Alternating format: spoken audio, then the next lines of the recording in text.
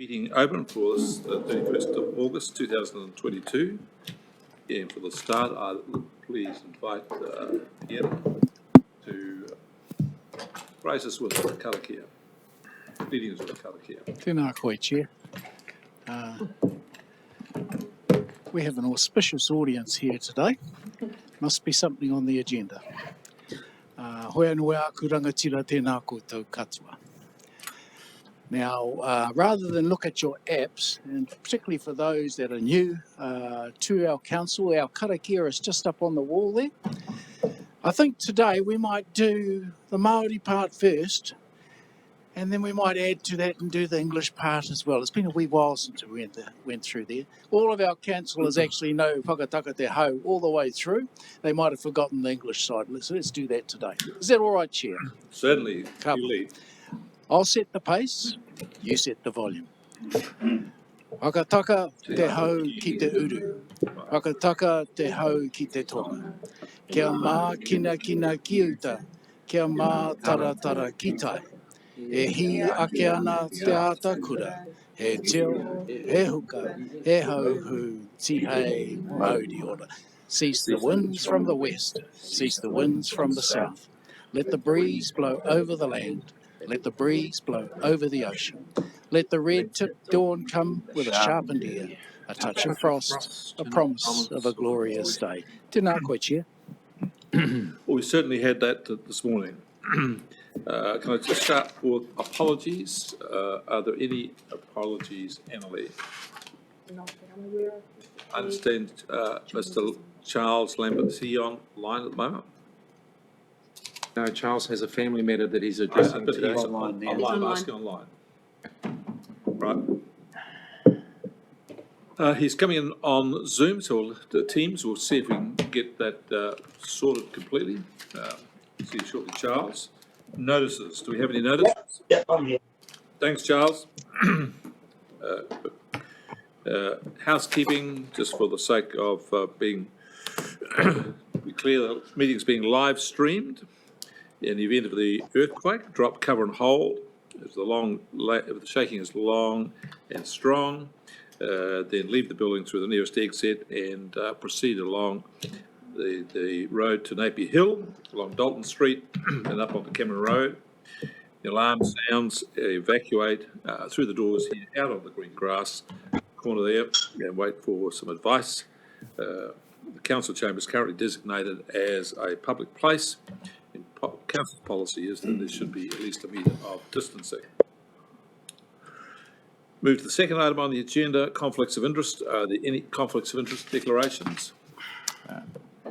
Mr. Chair, I wouldn't frame it as a conflict of interest, but I think in the interest of transparency and safety of the decision for item 13 of the agenda, I should restate what is probably reasonably commonly known, that I had involvement as part of the legal team in securing the consents for the Ruataniwha water storage scheme and appeared in the Supreme Court as to the decision, which is in effect the legal impediment to implementation of those consents. I would like to assure the meeting that I retain an open mind on that item of the agenda, and I just wanted to put that on the table. Accepted. Thank you. No further conflicts of interest declared. We'll move on to item 3, confirmation of the 27 July and 23rd August minutes. These have been circulated. Nobody's given any questions about the accuracy of them. So would somebody like to move the minutes for the 27 July, 23 Move, Chair. Henny Y. Ormsby, do I have a second? Vera van Beek. I'll put the question. All those in favour will say aye. Aye. Contrary, no. Item 4, follow-ups from previous meetings. We'll leave this to you, Chief Executive. Thank you, Chair. There are 4 items there which were further information requests which have been actioned in the case of 3 of the items, and the first will be provided to the Environment Integrated Catchments Committee meeting later in September. All right, is there any questions about that? Being none, someone's moved that the follow-ups be received. Councillor Walmsley, Henny Y, Councillor Taylor, all those in favour will say aye. Aye. Contrary, no. Carried. Now move to call for minor items not on the agenda. Are there any minor items that someone would like to raise? I say minor. Okay, being none, we now move on to item 6, significant organisational activities through September 2022. Chief Executive.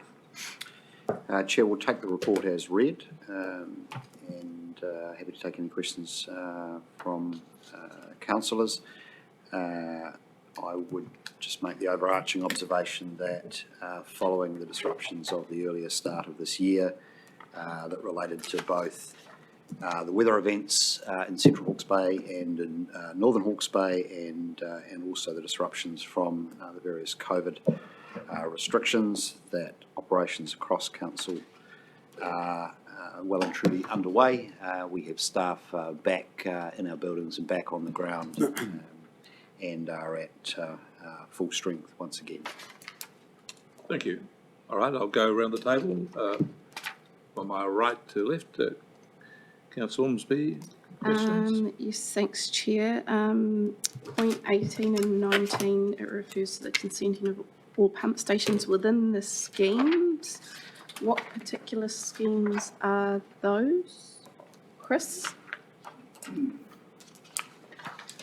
So we have 25 schemes across the region from Wara to Parongaho. Some of those schemes involve pump stations, primarily for drainage of agricultural land, and that is the pump stations that we're seeking to consent. Okay, thank you. That's me, Chair.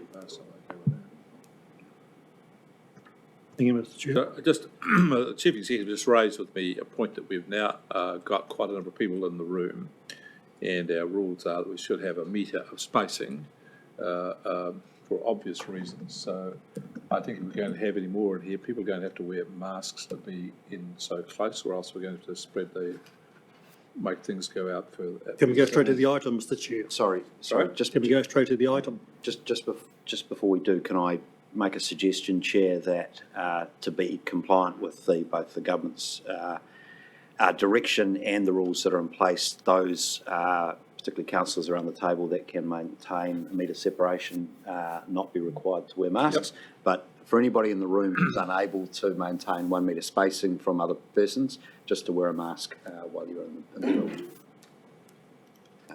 There are packs at reception. Yes, and there are masks at reception if anybody needs one. Do the masks therefore put aside the 1 metre rule? That's right. It's one or other. Oh, yeah. Yeah. Sorry about that. Sorry. And you made a suggestion we move the item forward. The only difficulty I have with that is that we have advertised the item, and people might be turning up later, anticipating it's a later start. So we've got a bit of a balance here to make, but we'll think about the suggestion, we may do that. Right? So, was that you anyway? Yep, I'm done, Chair. Done?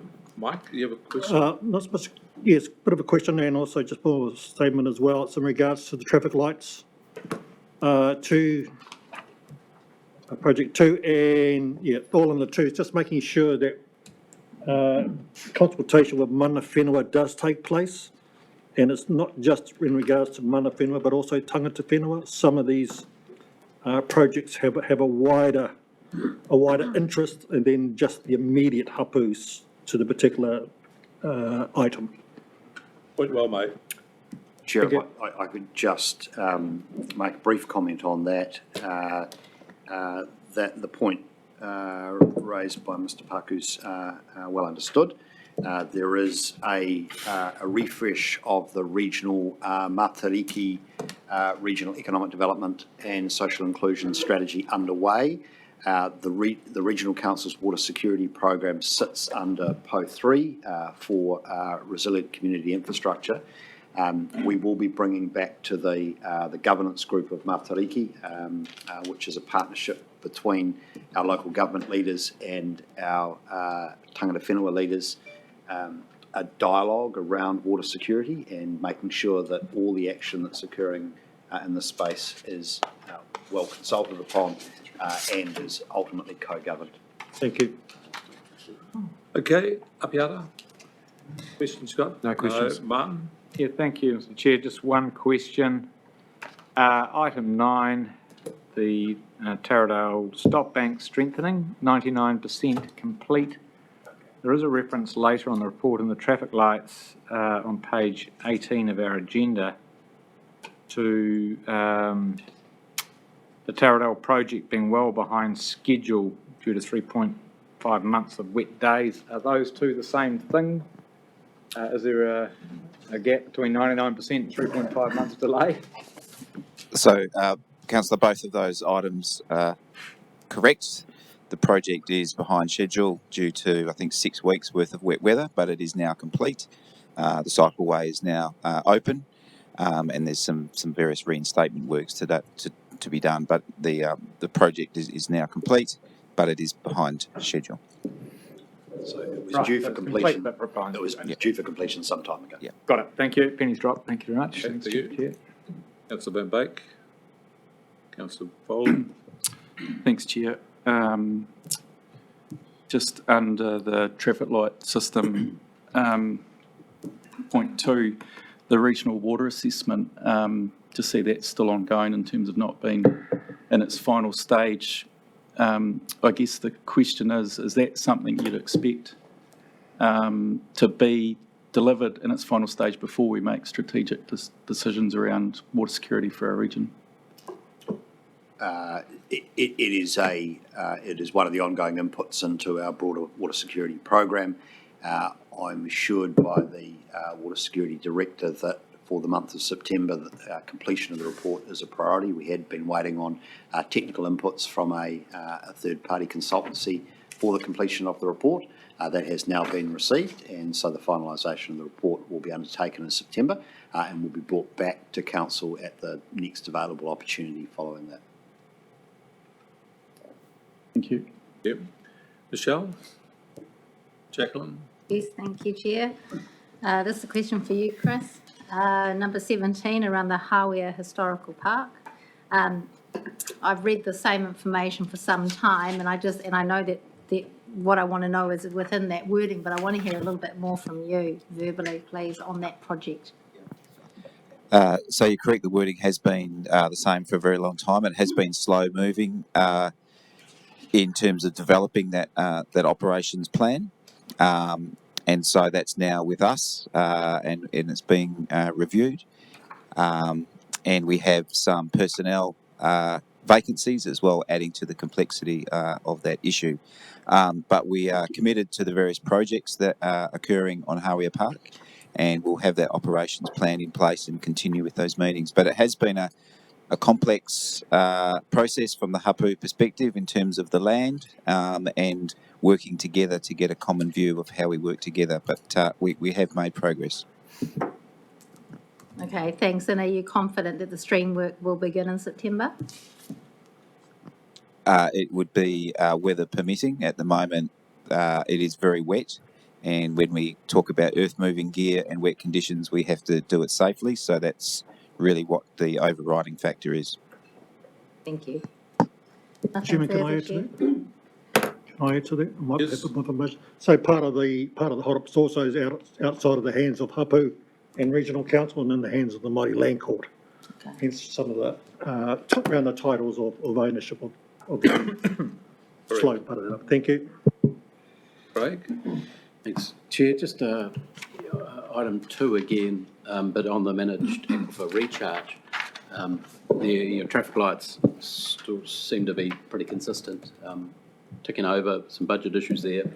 Could you just reiterate again when, if all things go to plan, when that full trial might be up and running, and anything in the way of that happening? Because we've all been looking forward to it. So I do understand. Tom's done that. Tom, do you want to comment? Sorry, Tom, around just any impediments to it, if it's all going to plan, when do you hope that would see that trial in action, and are there any hurdles you've got to get over to get it up to full trial? So, is that going? So just consistent with earlier reports, Councillor, we have been involved in quite a deep engagement process with tangata whenua. We saw it as a prerequisite to have a cultural impact assessment that has now been received and finalised, and so that has now been incorporated into our consent application that has been, we expect to be lodged with council in around about this, I think we're hoping about the first week of September for that. And then we're in the consenting process. We need to get some feedback on the decisions around the notification for that. And then once we've got the consent done, then we can move into procurement and construction. Sorry, Subject to a favourable consent application. and what is the consent? So we can do it, or we have to take water or something, or what's the consent? Yeah, we have to do a number of things. We've got a provisional sort of placeholder to remove water from the river, but then and then to carry the water across the stream. But then we actually are returning. We'll be discharging the water to land in the aquifer, and that's also something that requires consent. Thank you. Neil? Thank you, Mr. Chair. A question to the Chief Executive or Ms Young, either or. And it's in relation to Project 13, Revenue and Finance Policy. It tells us that first principles review of the revenue and finance policy is taking place, and we've had, I think, 5 workshops to that effect. Is the Chief Executive able to briefly overview any major alterations to the principles arising out of a review we've had and outline the next steps for any adjustment or confirmation of our revenue and finance policy? The discussions that have taken place with council in workshops suggest that there is significant scope to simplify the council's fees and charges regime. The overall review has been in need of doing for quite some time, and over several decades, council's fees, charges and various different targeted rates have become a complex and convoluted set owing to successive decisions being made in an ad hoc manner, and the cumulative effect of all of those charges and rates not being considered as a consolidated package. The indications we've had from council is that there is interest in standardising those across the region, and also aligning more accurately the charging to a revised public-private benefit assessment. The next step will be to confirm with the incoming council that direction of travel. We expect to have new councillors that will need to be brought up to speed, given that this project inherently would always straddle an election period, given its timing leading into the next long-term plan process. Once confirmation of that direction of travel has been indicated, we'll move to the second phase, which goes from first principles to then looking at the specific implications on individual ratepayers and those for whom there are obligations under fees and charges, and to assess those impacts before council providing some direction for formal preparation of a consultation document next year that we will be taking to the community, and then running a formal consultation around any decision making to alter our revenue and financing policy. In other words, it's too early to say definitively. Thank you, Chair. Any further questions? No further questions. Right, would someone like to move that the significant organisational activities report be received? Councillor Foley, Councillor Foss. All those in favour say aye. Aye. Contrary no. Carried. Item 7. Deliberations on the future of our coastline. Excuse me. So Mr. Dolly is the Mr. Dolly, executive team lead on this item. So would you like to just give a brief summary of where we've got to? I think the report's pretty self-explanatory. Then we'll take some questions to you, Chris. Absolutely. Thank you, Chair. So, yeah, the paper is reasonably self-explanatory. We had hearings last week. So it is about the council to make a decision about whether, in principle, they lead all aspects of the Clifton to Tangoi coastal strategy out for the next 100 years. In the paper, it highlights how we came to that recommendation through the review by Raynor Asher, and and summary of the various submissions and the process we went through for engagement with the community on those submissions. So there were 60 submissions in total, and 87% supported the notion that the Hawke's Bay Regional Council take a leadership position on this. So with that, I really just hand it over for a discussion. Ultimately, the council needs to make a decision or not, whether they take that on board. Okay, any questions of Chris? Just a procedural one. Sorry? Just a procedural question, if you don't mind. Just on the list of submitters there, I just don't see Mr. Dallymore's submission there. Have I missed that? So Mr. Dallymore made a written submission and wished to be heard, and then the submission that he submitted in place of his turning up in person was not heard in full by the hearing panel, as it seemed to go off on a tangent, so it was not heard by the hearings committee. But in that meeting, I asked that question, that it was just treated like any other submission, and for the record, you know, a person made an effort to make a submission regardless of what his views were, so I'd make a strong point that it's recorded there as part of our papers. We're happy to make the change. Okay, submission will be included in the papers in the future. Any other questions? Thank you, Mr. Chair. Thank you, Chris. Can I take you to the recommendations and ask the question, is agreeing in principle to take charge of the coastal hazards adaptation, does it carry with it an implication that we also adopt the coastal strategy? So I don't think it automatically means we adopt the strategy as it is. There's an opportunity to fine-tune that strategy. Although the strategy has been worked on for 8 years through the joint approach, so there'd be an expectation, I think, from the community that key elements of it would be retained. But we do have an opportunity to consult on the strategy that will be adopted, and that's in August of next year, and then further again through the next LTP. So there is a lot of work that still needs to be done around how we would rate and fund and the triggers for initiating some of those pathways. And all that will be consulted on with the community, and council will need to make decisions about the options that are consulted with the community in August 23. Mr. Chair, supplementary. Supplementary question? Thank you, Mr. Chair. Chris, could you enlighten us around any work that's been done to consider the investment requirements of continuing with that strategy and any implications for consultation in terms of the Audit Office's opinion as to our consultation process? So just to try and understand your question. So first we were anticipating that we'd do a Section 16 consultation now. We got the advice from the Office of the Auditor General that because we had to provide all the specifics for the next 10 years for every cell in terms of capital, operating, maintenance and timing, we were not ready to do that. So we ran a different high-level consultation process under Section 82, and we'll be redoing that Section 16, which is the detail, in August 23, and then that will enter into our LTP process. So that's when all the financials will be looked at in absolute detail, and we'll be able to make clear commentary on the impact of the debt profile, etc., to Hawke's Bay Regional Council. But that was contrary to the auditor's opinion, is that correct?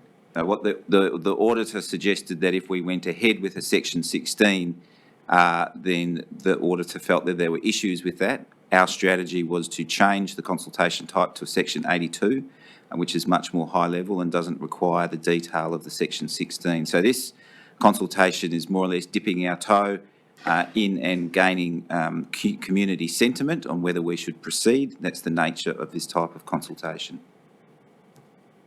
Chief Executive. Perhaps just to follow on and be clear that a Section 16 consultation would have resulted in today's decision to be one to definitively take charge and to shift those functions to the Regional Council away from our territorial authority partners. Today's decision, because it has followed the Section 82 path, is simply to agree in principle, subject to confirmation through a further consultative process. So we're not taking that definitive step today, and the memorandum of transition that provides for the transfer of assets between Napier City Council, Hastings District Council to the Hawke's Bay Regional Council is all subject to that further consultation yet to come. Further supplementary? Sorry, Mr Chair, to do this to you. Apologise. Can the Chief Executive assure Council that all the conditions of Section 82 have been complied with this consultation? There are judgment calls to be made by this table as to the adequacy of the consultation. Certainly we consider that the campaign to raise awareness of this decision is proportionate to the nature of the decision, which again I repeat is in principle and subject to further consultation. So it has focused on those communities most directly affected by the regional council's ultimate actions should the subsequent decisions be taken, the strategy adopted, etc. When it comes to the financial implications of giving effect to the strategy, which will be consulted through the subsequent Section 16 and long-term plan consultation, certainly we would expect to do wider consultation with all ratepayers around those rating impacts, overall financial burden on council. So certainly I'm satisfied that the process has been sufficient in terms of raising public awareness, the receipt of both written and verbal submissions, the analysis of that and the provision of advice to you today. If I can just add for that, for clarity for Councillor Curtin, that the original proposal for consultation, the Auditor General raised some issues with us. I was personally not convinced that the Audit Office was right, but to err on the side of caution, we accepted their advice, and the alternative process was used, which the Audit Office was most satisfied with. When it comes to the next round of consultation, of course, the Council will do it in consultation with the Audit Office to make sure that the Audit Office is satisfied that we have ticked every box, done everything we should do, and that the consultation process passes muster in every regard. Okay. So I won't be moving the recommendation, Mr Sorry? Chair. I won't be moving the recommendation. Well, that's good, thank you. We'll look for someone else to move the recommendation. Councillor Williams, Councillor Van Beek. Yep.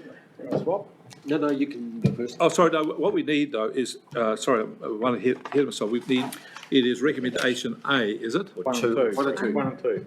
Yeah. 2 or 3. Two or three, so we're going to, moving the, sorry, you're moving? Moving recommendations 1 and 2. 1 and 2, yes, that's right. And you're seconding 1 and 2. All right. Would you like to speak to it? Yes, very briefly, I think it is responsible of this council to have undertaken an additional above and beyond consultation step prior to the main event, which lies ahead. I think we got a very clear and overwhelming message from the community, consistent with Rainer Asher QC's opinion that we are the most sensible agency to take the lead on that, and that's all really we're deciding to do, as opposed to specific implementation, funding, rating decisions, which are all for the future. I think it was very timely that we heard from Rob Bell today, explaining to us that well within the lifetime of the Clifton Tongaoho 2120 strategy, and in fact as soon as 2040, we could be looking at a third of a metre sea level rise on top of, you know, I guess 5 millimetres of subduction, and a metre, and this is in a best case scenario of the globe getting its act together on mitigating in line with the Paris Agreement. So it really behoves of us, and I think it would be an abdication of our responsibilities to leave our communities vulnerable to the implications of what really is a clear and present danger, and I think that's what we're doing here. So that's really what I wanted to say on moving this. Councillor Van Beek. Yeah, thank you very much for the opportunity to speak. And it's really great to see the audience here in the gallery hall for this riveting part of the council meeting, because it's high on the agenda. First of all, as you may not have noticed, I'm wearing an orange tie today because during the submissions, two actually of the submitters actually mentioned some of the solutions that they come out of Holland, the Netherlands. And Tom K was one of them, that we should look at natural-based solutions. So It makes a lot of sense, especially after Rob Bell's presentation this morning, as Martin Williams alluded. This is pertinent, and even to the point that our community is already indicating to us now that we are way behind the 8 ball on this, and the time that it actually is taken to get this strategy to become not just a strategy, but also undertaken, the actions are undertaken. So I can really see, if you only have to look around in some of the photos that we've seen this morning, there are actually real issues at our coast, and therefore this is a very important step for us to take. So I'm truly supporting this. Thank you. Any other speakers? All right. Yes, please. Oh, well, please be quick. Councillor Foley. Thanks, Mr. Chair. Look, I just think really interesting this paper coming at this time where we've had quite a climate change theme today so far, and here we are reacting to the dangers ahead that we see, and we're saying the last two speakers just said we must take action. Sea levels rising. I guess just to note, I see a little bit of a risk of Hawke's Bay Regional Council ultimately being an environmental agency, and then a lot of those submitters are looking to us to protect property, and one notes civil engineering structures. So I question is that going to be a bit of a conflict with our primary role here? But nonetheless, that's the expectation. And then in the paper go to climate change considerations, and it talks about protection of the coastline, Napier Port, Hawke's Bay Airport, the railway, state highways, recreational spaces and thousands of homes. So to me, I translate that's supporting, protecting our economy. And so I just point all that out. That's what we're taking on here. But yeah, just tread with caution about the risks to that strategy. Councillor Kitten. Thank you, Mr. Chair, and following on from Councillor Foley's sage observations, we're in a position where I won't be supporting this recommendation. I'm pleased the Auditor General agrees with me on the haste in which we've gone to the public on this. It does carry with, as Mr. Dolly's pointed out, carries an implication that we accept at face value the strategy, and for the public out there need to understand what that strategy currently looks like, and it's very much about coastal protection assets, a major investment in keeping the sea back by way of seawalls and other structures. And as we saw this morning in a presentation where the acceleration of sea rise is upon us now, where 0.35 metre rise and average sea rise will be within us by 2030. We are facing the brunt of climate change. While I agree and accept that the Regional Council is the appropriate entity to be leading the charge on a coastal hazard strategy, I can't agree with the direction of travel where communities are promised protection, where that protection and that investment is very short term.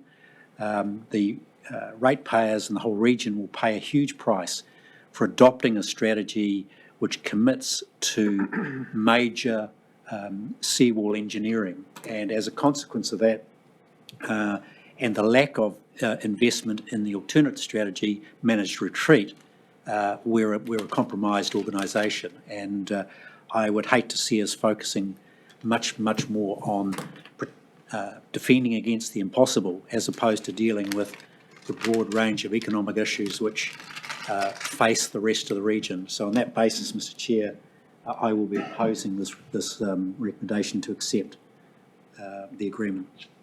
Which one? 1, 2, 2 or 3? Sorry? Well, we've got 1 and 2 on the table, so I'm opposing that. Thank you, Chair. I'm supportive of the recommendations 1 and 2. I believe we've followed a sensible process of first asking the public, engaging the public, and being transparent about whether or not we should take charge. What is going to be harder is the next round of consultation where the rubber hits the road and we ask the ratepayers who pays for this. who pays for this strategy if those suggested pathways are recommended and ultimately are implemented. So I do note that we have used inconsistent language on whether it's a draft strategy or it's a strategy. So just for the next round of consultation, we need to be very clear about that.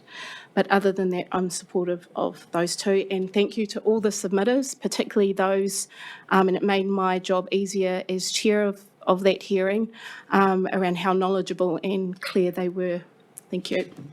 Councillor Foss. Thanks, Chair. Thanks. I hear Councillor Curtin's concerns, and I do share many of the concerns. However, I will be supporting the options, but with the caveat from me is treading very, very carefully. And the other part of this, even though this is Clifton to Tongaoio, we've a large coastline across Hawke's Bay, which this is setting the precedent for and will have implications for. So having said that, there weren't too many submitters, actually, on which is a very big deal, but most of them were actually in favour of putting their trust in this organisation to try and corral our councils in this space. So on that note, it's good, but again, my note of caution is we tread warily. And as Councillor Ormsby just noted there, who pays, how they pay, when they pay, and I will be taking a very pragmatic line on this one. Thanks, Chair. Thank you. I'd just like to make a couple of comments. Firstly, I want to make the obvious very clear. No one has been promised protection by way of this strategy. Protection has been suggested, but it's always the cost, but no one has been promised. And there's no guarantee of major seawall engineering. No guarantee. So if anybody gets that impression from this, then they are not correct. Secondly, I do have some experience of this in that for years, people in these affected areas have been confronted by having both either Napier Council and the Regional Council or Hastings Council and the Regional Council, and both councils having quite a different opinion of what needs to be done and what they can do. And the ratepayer is frustrated. They've got two councils they pay for turning up with two different positions. This is, in my view, bleedingly obvious and should have been done ages ago. The fact that there's not a lot of heat in this is because I think the public just accepts this is the smart way to go about it. As for being slow and being very deliberate, can I just say to councillors, the problems of sea rise are going to come at you much faster than are predicted by the science so far. Every scientific prediction has been undershot by a long way. And this is one issue where this council needs to get, if I forgive the pun, ahead of the wave. Because the things that we're seeing, the storms and so on in the Northern Hemisphere are coming here. And we're going to have significant issues. We need to be on our game and move quickly and nimbly as we can.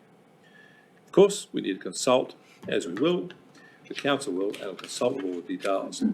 The burden of who pays will be carried by those who are going to be affected, and they will make the decision as they should do.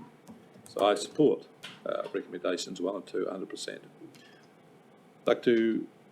Thank you. Just very briefly, and to reiterate, endorsing what you've just said, Chair, there are no commitments here or huge prices being paid or hard engineering decisions being made now. That is all for the future. There's going to be two courts through which all of that's going to have to be tested. One is the Court of Public Opinion, and when we roll this out through a long-term plan and where decisions are made about who, how and when any payments are made, and the other one is going to be through the Resource Management Act system in terms of whether any of the projects that have been agreed through the strategy are actually consentable. So I just remind also the meeting that the opportunity cost here, if we do nothing and decide that this is not palatable for whatever reason, turning our back on the strategy, we're looking at a $2 billion price tag for planned retreat on a do-nothing option, as confirmed by the Tonkin and Taylor report last month. So that's what's at stake, and I think we need to show the leadership that this recommendation subsumes. Thank you. Thank you. I forgot I had Councillor Lambert's monitor was off, so I didn't see him there before. Would you like to say something here, or just have to go straight to the vote, Charles?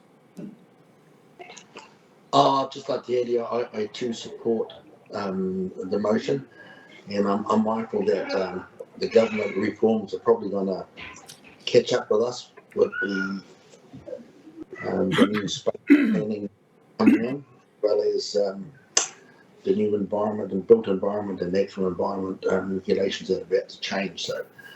So I think we're happy to be the lead agency right now, but as you say, the future's not that definite. So, I'm happy to support it.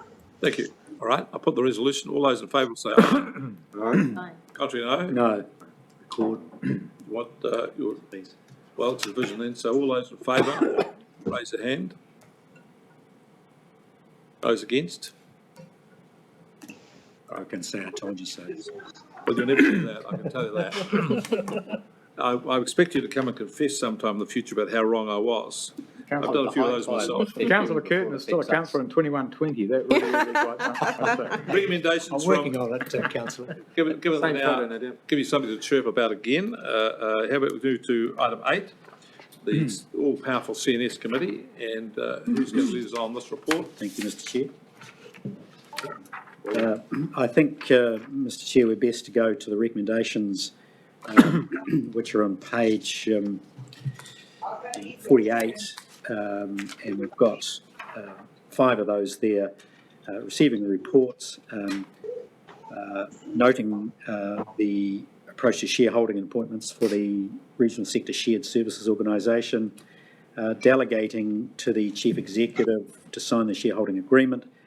But I think most critically is, for this paper, is the carry forward 21-22 carry forwards, and those are scheduled as a part of that recommendation 5. Yep. And I'll just comment briefly on those, Mr. Chair. A wide array of both operational and capital expenditure, which I know from our discussions in the committee were of concern. But they carried with them some major obstacles for staff in terms of delivering both operationally and for capital, being the inconvenience of COVID, the major impacts of obtaining contractors to do the work, a whole range of staffing issues that have beset our delivery. It is what it is, though, and we've got to come as a council and resolve these, because when you look at those issues, Mr. Chair, you'll see major investments in our infrastructure, particularly our flood infrastructure, is at stake, and the urgency around that just grows by the day, as was identified in our presentation this morning. So happy to move those recommendations. Before you do so, are you prepared to take questions? Not really, Mr. Chair. I think questions are appropriate. All right, before we go, question from the Chief Executive. I like this.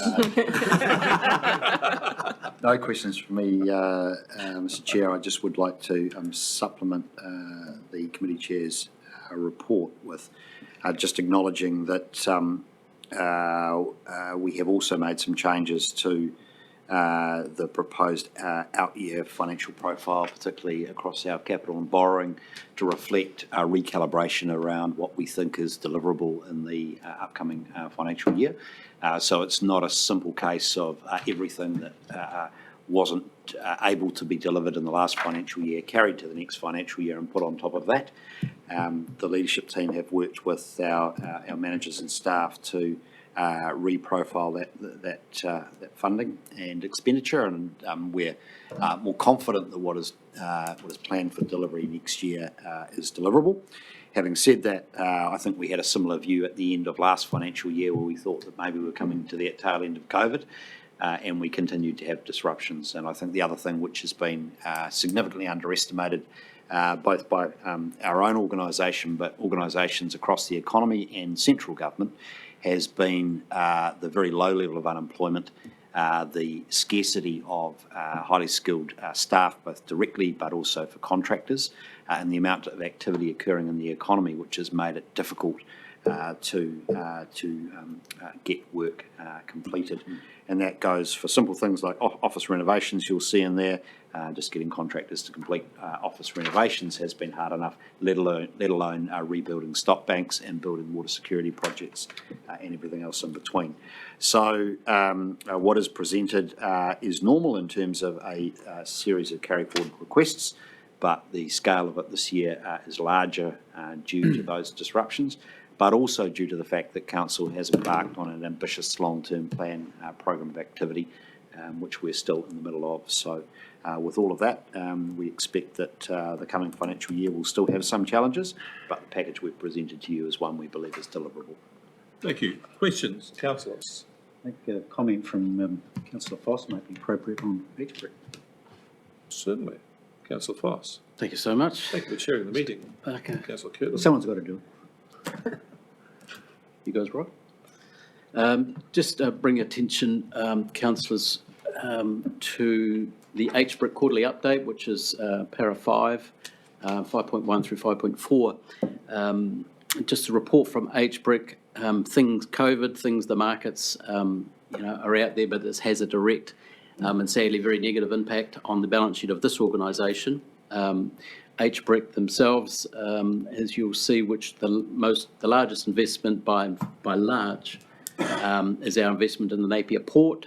They're doing their best in tough conditions, but we had a considerable markdown of our equity in them to the tune of that, plus our other managed funds. Our financial year recorded a reduction in net assets of 76 million due to largely the Napier Port share price. Having said that, it has recovered somewhat since that balance day, but it's just one of the strains that we have to deal with medium long-term investment in assets such as that, and our commitment to be a long-term holder in the port, obviously, but it does have an effect at the end of the day. Having said that, 5.4 just points to Hawke's confidence that it has the funds to deliver expected dividend, but back up to this organisation as it has in the past. There will be some negotiation in around that, I'm sure. But to reiterate the point of the statement, Hawke is able to fund its annual operations and meet the council's dividend expectations without recourse to borrowings or further drawdowns against overall capital gains within its portfolio. However, Hawke remains conscious of the need to build its capital base over the medium term. There are some tough decisions to be made, not only in Hawke, how it manages itself, but then the implications for this organisation as it relies on cash flow from Hawke over time, and it's reflected in our own budget lines, which no doubt will have to readdress in the next few months. Other than that, Chair, thank you. Okay, any questions? All right. Someone like to move the recommendations? Councillor Curtin, are you moving 1 to 6? I am, Mr. Chair. Councillor Foss. Okay. Like to speak to the motion? No, thanks. No. Any speakers to the motion? Being none, I'll put the items 1 to 6 on recommendations from the CNS committee. All those in favour will say aye. Aye. Contrary, no. Aye. Carried. Fresh water science charges. Thank you, Chair. I'll briefly introduce this paper by way of some general context. This council is required under the Resource Management Act 1991 to undertake state of environment monitoring across the region. That involves our environmental information, data collection and science team, and that provides the evidential base on which the council develops and administers the Regional Resource Management Plan and Regional Coastal Environment Plan, and enables the council to make consenting decisions in relation to specific activities that may be controlled or discretionary or require an authorisation. Those science activities annually are broadly in the order of around $10 million, and the council has a policy of recovering 35% of the total cost of its science effort from resource consent holders, and that reflects the fact that resource consent holders are enabled to undertake their activity and exercise their consents because there is a scientific and evidential base to support policy making and the administration of those consents. It's also to reflect that there is a potential exacerbation, if you like, of issues that need to be monitored and understood in the environment as a result of our use of natural resources. So that recovery occurs under Section 36 of the Resource Management Act that does enable this council to levy charges on consent holders. Council's policy is to recover that 35% of freshwater science from consents where there is a water take or a water discharge. The matter before you today directly relates to a somewhat unusual set of consents held by the company Water Holdings Hawke's Bay Limited. These are unusual in their scale, the total volume of water take in particular, authorisations that exist under these consents. They are the largest collective water take consents by volume and therefore attract the largest portion of water science charges of any consent within the region. That is derived from the scale of the activity which the consents provide for. As is reasonably well known and understood, these consents were initially obtained by Council's Council-controlled trading organisation, HBRIC, in the development of the Rui Taniwha Water Storage Scheme, and were transferred to Central Hawke's Bay Water Holdings, more latterly Water Holdings Hawke's Bay, to progress those consents at such time as the impediments which arose from the Supreme Court's decision in relation to a land swap were navigated in some form.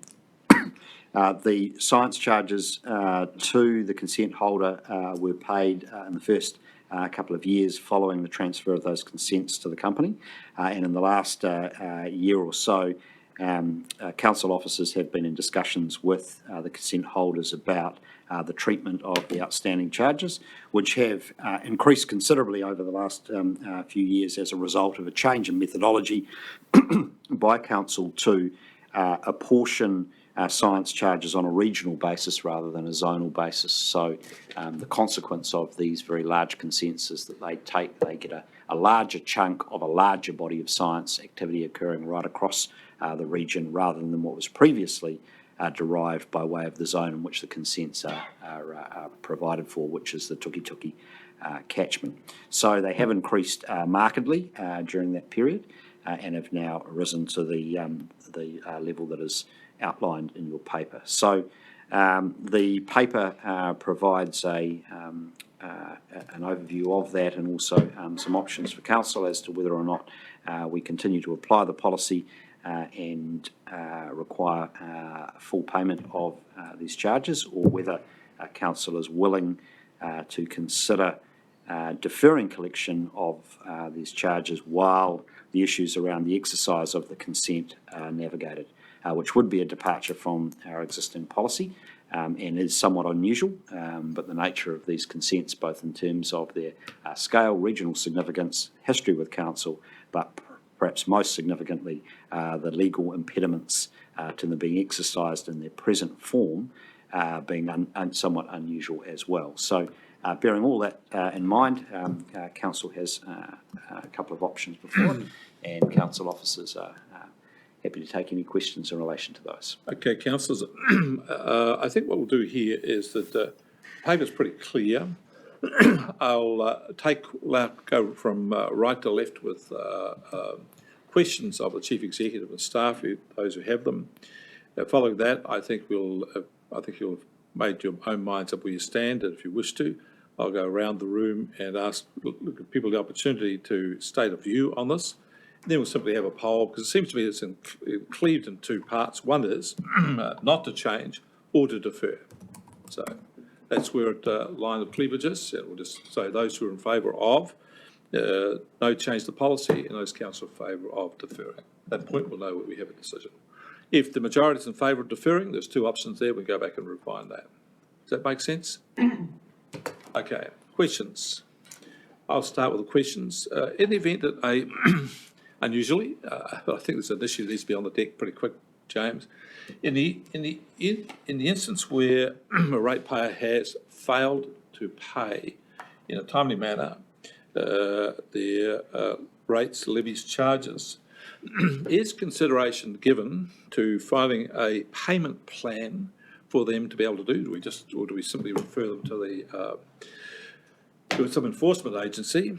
And if there is a referral to a payment plan, in exercising the judgment about that, what do council officers consider as part of that discussion, negotiation about agreeing to a payment plan?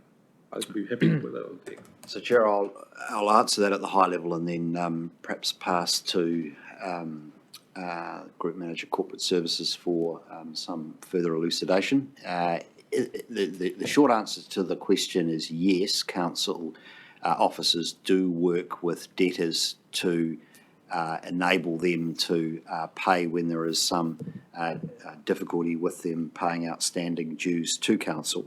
That most typically arises in the context of rates arrears, and payment plans are entered into from time to time with ratepayers to enable them to pay what's due. This is not typically something we experience with Section 36 charges with consent holders. Typically, those charges are paid usually in a fairly timely manner. However, I would note that those charges usually are reasonably, probably relatively minor in the scheme of the costs incurred or expenditure by the entities holding those consents. Typically, you will be talking about some thousands of dollars for science monitoring charges relative to, a large allocation of water resource for an economic activity, as opposed to a rates arrears, which might be on a ratepayer that has limited income. So, just by I guess that's a bit of context as to why we don't typically see the situation arising in relation to Section 36 charges. But again, I would note that the scale of these charges relative to other Section 36 charges for other consent holders is inordinate and unusual. These are vastly higher than they are for other consent holders. Susie, do you want to make any comment in relation to the way we'd normally go about developing the payment plan and the expectations we would have on how that would be agreed? Yeah, I would just add to your comments, James, that we do also use a debt collection agency where required as part of that collection process when we get to that point. The accounts receivable team will work with debtors that remain outstanding, whether that's on a rates basis or a consents basis. We need to look at these slightly differently. The consents, where required, where there is not a large experience in outstanding consents amounts. However, we will and can work with consent holders to come up with an arrangement that is mutually agreed with our accounts receivable team and will be noted as such. And those accounts will continue to be managed until collection is made. Just to add to context to this, to date, as we said, there is very limited experience with the end of a collection period where we would pass to a debt collection agency. So very limited experience on the consent side in that space. So just a part I'm interested in here is that this is obviously a judgment call.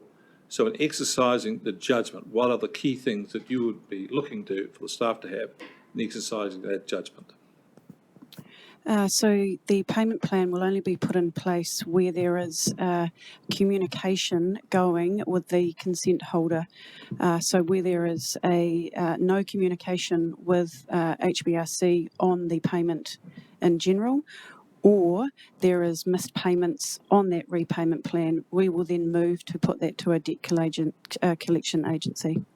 That could be over a period of time, 30, 60, 90, even upwards to 180, 300 days.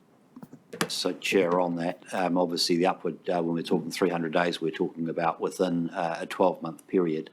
We would certainly, in order to exercise the discretion to agree to a payment plan, need to see a credible plan in terms of giving us confidence that within the financial year we would see the arrears addressed. Otherwise, we're in a situation when we close out the financial year and prepare the annual accounts for council, we need to make an assessment as to the credibility of recovery of those and form a view about whether the debt is so severely impaired that it needs to be effectively written off. So, that would also obviously involve proceeding with debt collection. So we're weighing up the credibility of a payment plan, how realistic it is that ultimately recovery would be achieved, and we're having to bear in mind equity with other ratepayers who are expected to pay what is due by due dates. Thank you. Any other questions? Good question. Okay. Yeah, We're I'm going to go around the room. Yep, Right to okay. left. Fair enough, thank you, Chair. Just a big mihi tēnā koutou katoa to all our manuhiri. Obviously, this is a significant decision item. And so there are many questions, but I'll try and keep them succinct, Chair. So James, you talked about consent holders contributing to 35%. And the other 65% coming from? General ratepayers through general rates. Thank you. The next question is around the process of Section 36 charges. So if I was to put in a consent to take water, the process for me, in terms of being very clear around what my role and responsibility is as a consent holder, can you please step us through what that looks like and how it's communicated that I'm knowledgeable around those roles and responsibilities? So at the point a consent application is lodged, a consent applicant's attention is drawn to the schedule of fees and charges, and at the point that a consent is issued, a calculation will be done around the total allocated volume of water take or discharge to water and the liable quantum of charges that will be due. Invoices are raised in April with due date on the 20th of the following month in May, and that's for the year ahead, and it's based on the budgeted total expenditure in science as per the allocations. Thank you very much. That's enough. Mike? Just one question from me. It was just in regards to, in the paper, it talks about the strategic fit. How does this project actually fit with that strategy? Hawke's Bay Regional Council strategy around water storage. So the Regional Council's strategic plan has one of its 4 pillars, fresh water, as identified, and that has a series of interacting dimensions between water quality, water quantity, and water security. It is a fact that the consents that are subject to these considerations were developed as part of this council's overall response to the then National Policy Statement on Freshwater Management, which has subsequently been revised, and the water quality, quantity and security issues in the Tukituki catchment. Council has continued to pursue a water security program that looks at storage opportunities, and so this council certainly has a policy of investigating and supporting water storage as a potential solution to water security issues and water quantity and potentially water quality issues. With respect to the consents in question here, Council made a very deliberate decision following the decision by the Supreme Court that a dam in the Makarora River Valley that required inundation of the Department of Conservation land did not have a viable legislative pathway ahead of it, and therefore stepped away from continuing to expend ratepayer funds and pursue that particular solution. So water security is a significant strategic imperative for this council.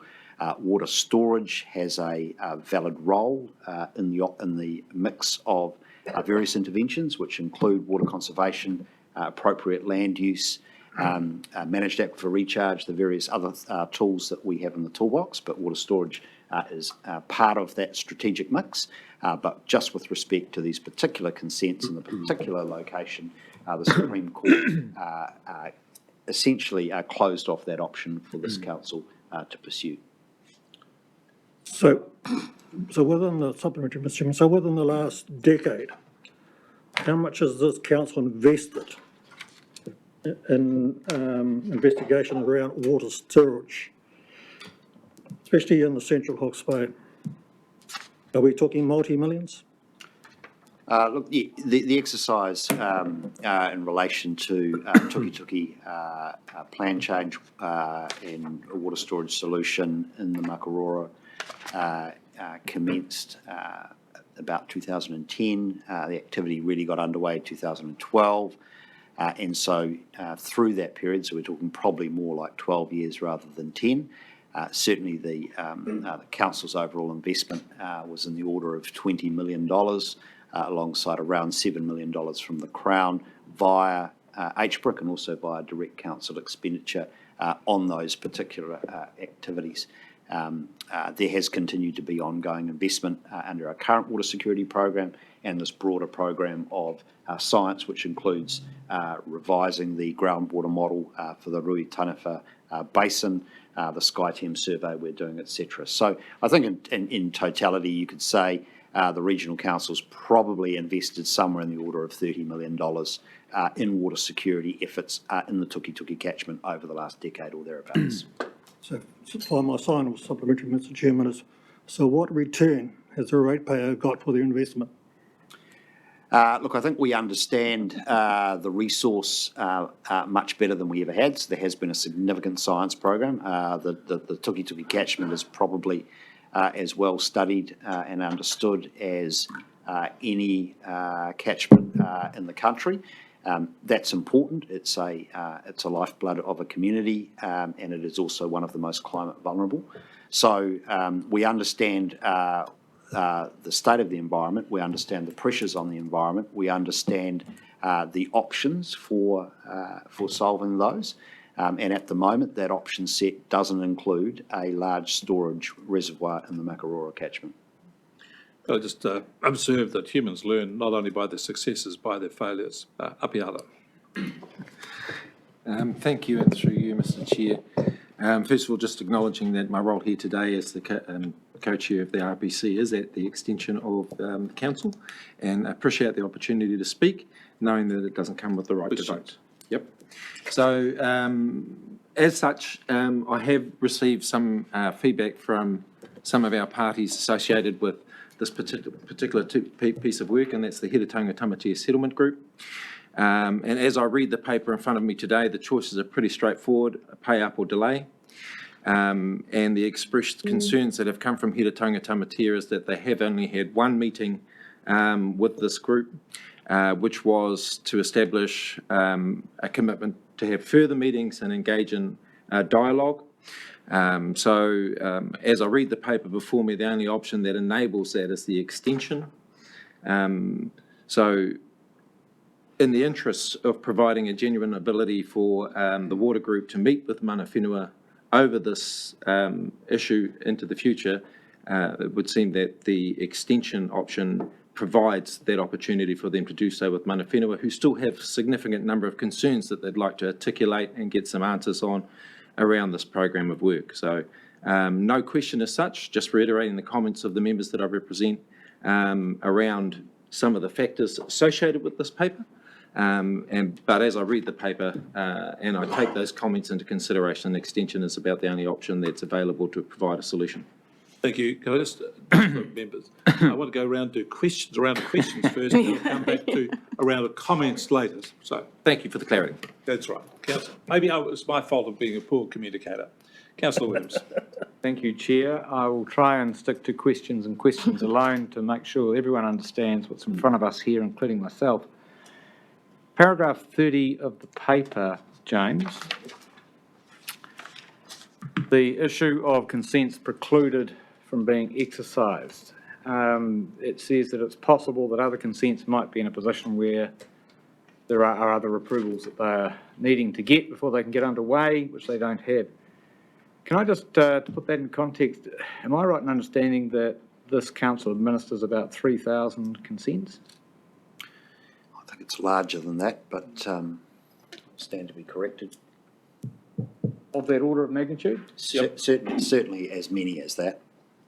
Are you aware of any equivalent statutory impediment to the exercise of the consent that would parallel this particular situation, or are we in a pretty exceptional case here? We're an exceptional case. From time to time, we do get representations from consent holders who have a project that they are trying to establish. There may be commercial considerations that or project delays in getting that project established, and our past practice has been to decline requests for waivers or deferrals of those charges. But again, most of those would be in the relatively modest sums. We certainly haven't faced a request of this nature with charges of the scale of this nature before. Just on that, I've heard and seen quite a lot of commentary around the notion that Water Holdings took the consents on notice that charges would be payable. We've changed our policy in 2021 with the long-term plan, which has led to an effective doubling of the charge that this consent holder needs to meet. Are you aware of any other consent holder that in absolute or proportionate terms would have faced the level of increase in charge since they took over the consent? Not in nominal terms. In percentage terms, it's possible. Certainly the change in methodology had winners and losers, and council was advised of those at the time. The larger takes, if you like, in the region are effectively the losers as a consequence of the change in policy. So there will be a small number of larger consent holders that will have faced reasonably significant increases as well. Okay. Just a couple other questions, and I guess it's on the converse side of the questions I've been asking. Am I correct in the understanding that the published and confirmed long-term plan policy is that charges are levied regardless of whether consents are exercised or partially exercised or not, that is not a factor in terms of liability to pay these sorts of charges? That's correct. The policy in the current long-term plan and the previous long-term plan, both of which are relevant to the duration of these consents, is clear that there is not a remission for the non-exercise of the consent. That has typically been the policy position of council because of the administrative complexity of determining when a consent is exercisable or not, or has been exercised in part. And so there is a simplicity of administration about ensuring that every consent that is issued pays its share. The other and probably more fundamental position, however, is that in being allocated resource, the consent holder has usually the rights and privileges of exercising that consent, and is somewhat parked on that resource at the exclusion of other users. So that is normally the principal position. This consent is a little bit unusual in the nature of the water take, which is tied to a very large storage facility, and the consents for that would not be readily securable or achievable by other consent holders. So it is a little unusual, and it's a bit of an apples and oranges comparison to compare these consents here to a relatively minor surface take further down the river, for example. I'm nearly there, Mr. Chair. Just on that, my understanding is that under this approach, we're trying to establish some certainty for our financial planning, and so we've, in line with the approach we've just discussed. This charge that's in the frame here is on an assumption of a weekly take of around 8 million cubic metres of water a week. Is that right? Whereas in fact they're actually taking nothing, but that is the plan assumption. Is it of that ilk? It is of that ilk, yes. It's about 11 million cubic metres per week. And finally, did Water Holdings submit on the long-term plan change to the science and charges policy methodology, to your knowledge? I don't have that information before me. Certainly I have a record of advice to the consent holders that there was an opportunity to submit on those. We can get more information for council of that. Thank you very much, Mr. Chair. Councillor Bake, questions? I'll raise my hand when I have a question, thank you. Councillor Foley? Thank you, Chair. Just a couple of supplementaries first from what we've heard so far. So I'll start off with you, Chair, to James. Has a ratepayer come in where their rates have gone up 360% and asking for assistance with payment of those newly calculated rates? I'm not aware of a rating charge increasing by that volume, so the short answer would be no.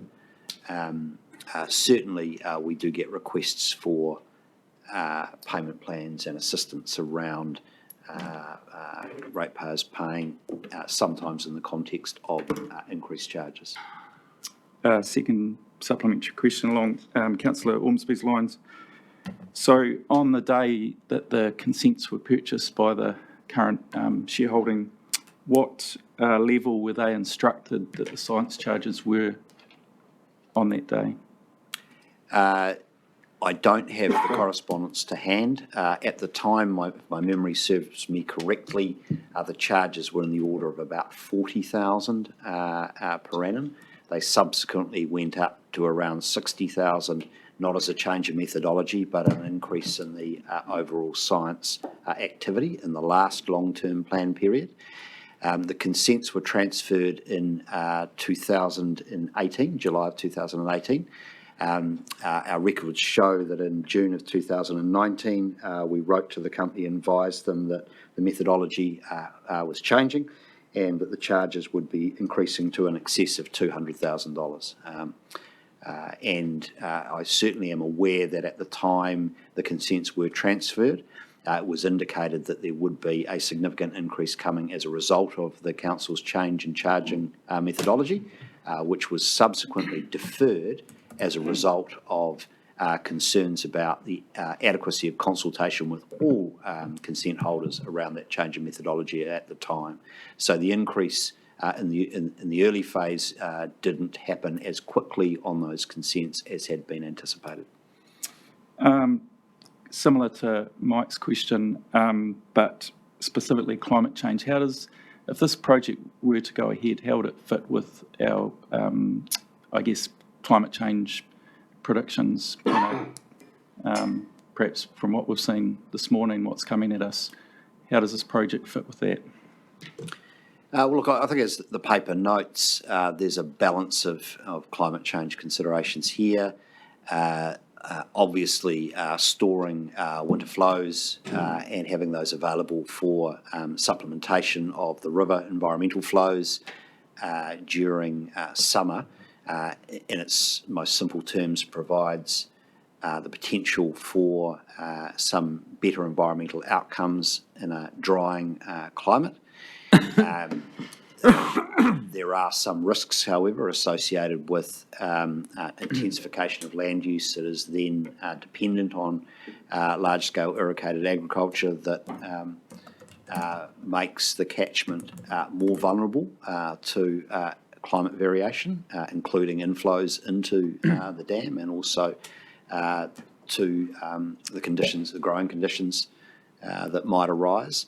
So the answer really is it depends. It depends on ultimately what the climate delivers by way of water security into such a scheme, and depends on the land use and the management of the land use that is supplied or provided by the scheme itself. So there could be considerable climate resilience benefits, but there are also some risks associated with such a scheme.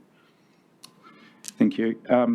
So just now on to my actual question, but also perhaps to assist Councillor Williams. So the consent charges for this have gone up 360% since they took over those consents. Ruataniwha Water Users Group had their AGM last week, and so they did a ask around about, all the individual increases, and they were talking in the order of, 10% plus or minus they felt was their levels of increase. So that this is users that are actually got consents, actually extracting and irrigating water. So just on paragraph 29, you talk about merit and considering whether these charges are reasonable. How do we justify that these charges are reasonable? And also based on the fact that the consents can't be exercised at the moment. Look, I think it's worth considering that in the event that the scheme had been built or was built, these science charges would apply to the scheme operator, and there wouldn't be science charges for water takes applied to all of the properties that are connected to the scheme. So in that respect, it's a global consent, or it globally holds the water charges. So in principle, had the scheme been built and these charges were applied, it would have been broadly equitable because all of the connected properties would be paying for the science charge, if you like, through the scheme in the way that they might if they were all individual surface or groundwater takes.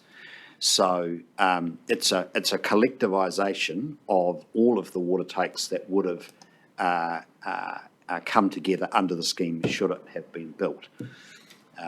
So in that sense, if the scheme had been built, charges of this magnitude would be consistent with the policy and with the approach being taken across the region, and the 500, 600 landowners, whatever the final number was, would be all contributing to those in the same way as they would if they were normal water take consent holders. Where this is obviously a bit unusual is in the fact that it hasn't been exercised and there's currently a legal impediment to that, and I guess that's where we've got a slightly anomalous situation. That is why this matter is before you today. That wasn't the question, was it? I may have misunderstood the question. So if you're asking about the reasonableness, what I'm suggesting to you is that in principle the policy is reasonable in so much as, yes, this one consent attracts a very large proportion of the charges, and what I'm suggesting to you is that that would be appropriate if the scheme was ultimately constructed, because it wouldn't be one consent holder, it would be effectively a large number of water users paying their share of the overall science effort. Yeah, so I guess what you're saying is the ideal scenario if the scheme, was in operation and doing its thing. I guess my point is the justification of the time to get to that and still charging the full charge. Okay, any other further questions? Will? I'll give it to Michelle. Oh, kia ora koutou. My questions are, so I've got a couple. Does the waiver of section 36 science charges send a signal to the consent holders the possibility of future consent of the Ruataniwha Dam? And my supplementary question is, does the waiver raise alarm bells as to whether the consent holders can carry out a multi-million-dollar dam construction? And should a waiver be to the cost of ratepayers amounting to 65%? If they are seeking waiver, can they even afford the dam they propose to build? If ratepayers have already spent up to $30 million on such a kaupapa, is that not enough? So to answer that question, the consent holders are not seeking a waiver of these charges at this time. There have previously been requests for waiver which have been declined by council. The request before council presently is a deferral of the collection of the charges until such time as the consents can be exercised or are either surrendered or lapse. The parallel process which is underway to consider an application for an extension to the lapse date of the consent is unconnected to the charges, and this request will have no bearing on what is a separate statutory process that will be considered by an independent commissioner as to whether there is a case for extending that lapse date. But if they're asking for a deferral, that means they can't afford the science charge. My point is, how can they afford anything else if they can't afford the science charge? Well, we're not in a position Raises alarm bells. to assess that. Certainly, we have a request before us and are taking that on face value. Jackie? Thank you, Chair. Questions? Yeah, I do. So Councillor Williams pretty much covered my questions, but further to is, although the current policy stated in the long-term plan is that consent, whether consents are exercised or not, the charges still apply. What I am interested in, James, is, to your knowledge, can you give me any indication of consents that, how many consents, a percentage perhaps, are not exercised? Is this a common thing? Well, certainly there are delays between the time in which a consent is issued and often an activity is undertaken. That would be normal. I don't know, our consents manager, group manager, policy and regulation, whether you want to make any further comment in relation to the frequency with which we receive inquiries or requests in relation to charges being applied to activity that has not yet commenced.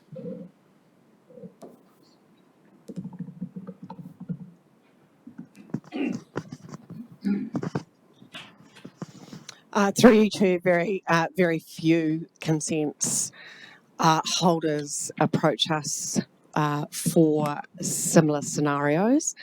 And in regards to your question, Councillor, about how many consents are not exercised, as the Chief Exec's noted, most are exercised within a reasonable time frame. We do have a number of other small farm dam consents that are currently consented and not built that could be similar to this.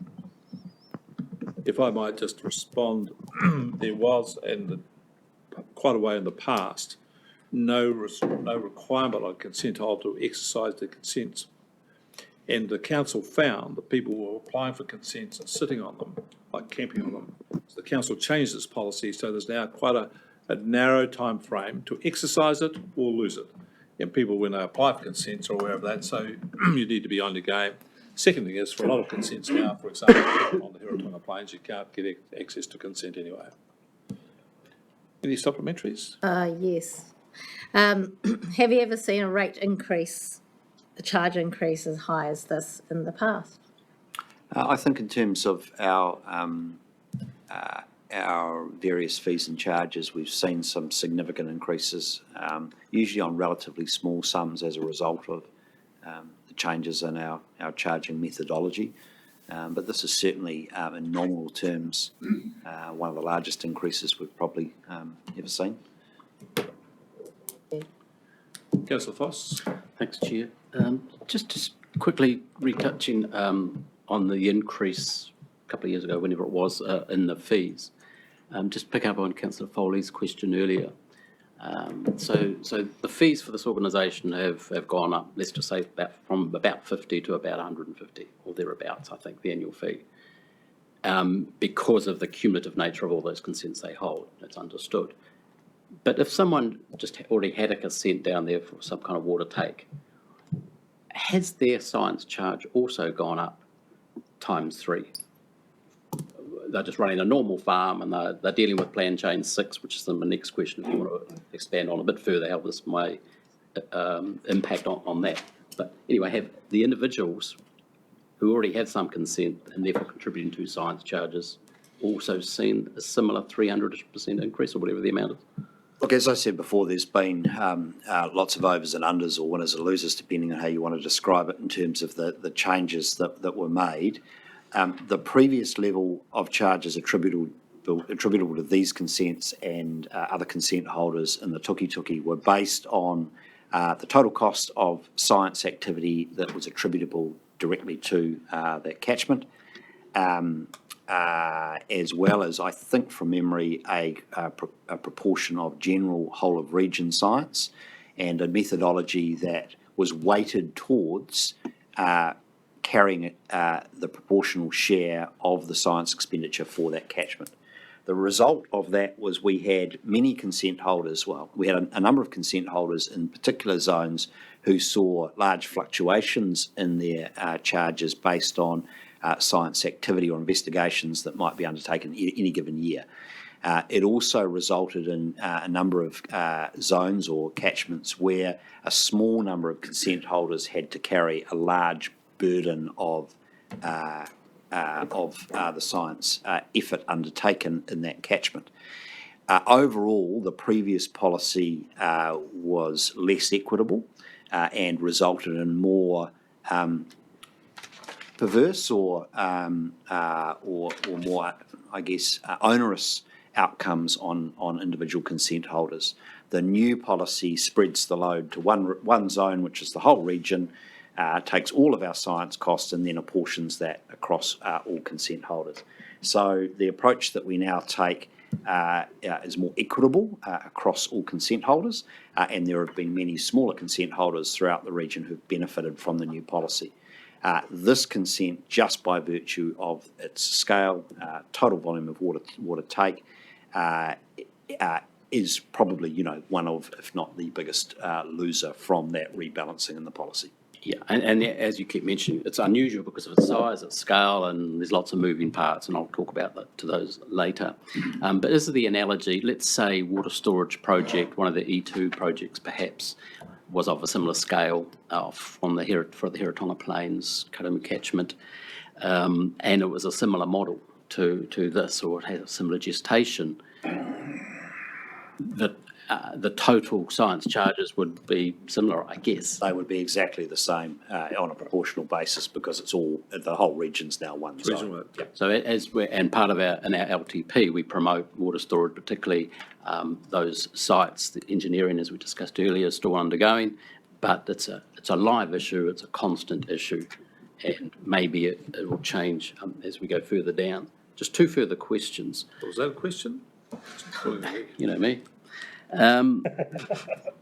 In 2020, we passed a motion moved by Councillor Williams, and I think it was in around PGF type funding discussions, just from memory, and around water storage across the Rotanifa Plains, etc., the Makarora site. And that essentially said, if some PGF application failed, this is still a very live option for us. I think we called it our Plan B or something at the time. So that was a motion of the council, and we wrote a letter to the ministers, I think, and around that same time. I don't think that's ever been extinguished or changed, that motion. So therefore, is that correct? Is it still of the council that is a preferred Plan B, that particular site? Would surprise me. Yeah, no, I would like to review the correspondence on that before. That's it, no problem. It's early 2020. My point being, I think there's still a live item before us. Where I'm going with this, there's just lots of moving parts. Everything is unusual. There's just some untidiness. So I'll just leave that there for the mo. Just final question. Has there been any formal engagement, correspondence, commitment with the representatives or the group that hold the consents in and around, hey, enough's enough, time to pay. I understand there's been discussions, and look, here we are today, but actually, because it's unusual and because the amount's unusual, has there been any kind of commitment from any party, or sorry, from one of that party to actually pay at some time? Or, as you said earlier, can we defer, can we defer, can we defer? I'm just trying to see if there's any bright line test other than the existing policy is pursue, but because of the materiality of this, has there been a further engagement that you're aware of from your team? Look, there's been a number of written exchanges since 2019 with the consent holders in relation to a series of requests. As I said at the outset, the science charges were paid in full for the first 2 years. There was correspondence in relation to that, and then in the subsequent period there has been various exchanges. They indicate a willingness by the council to maintain a dialogue over these matters. They don't provide comfort one way or another that the science charges could be or would be remitted or be deferred.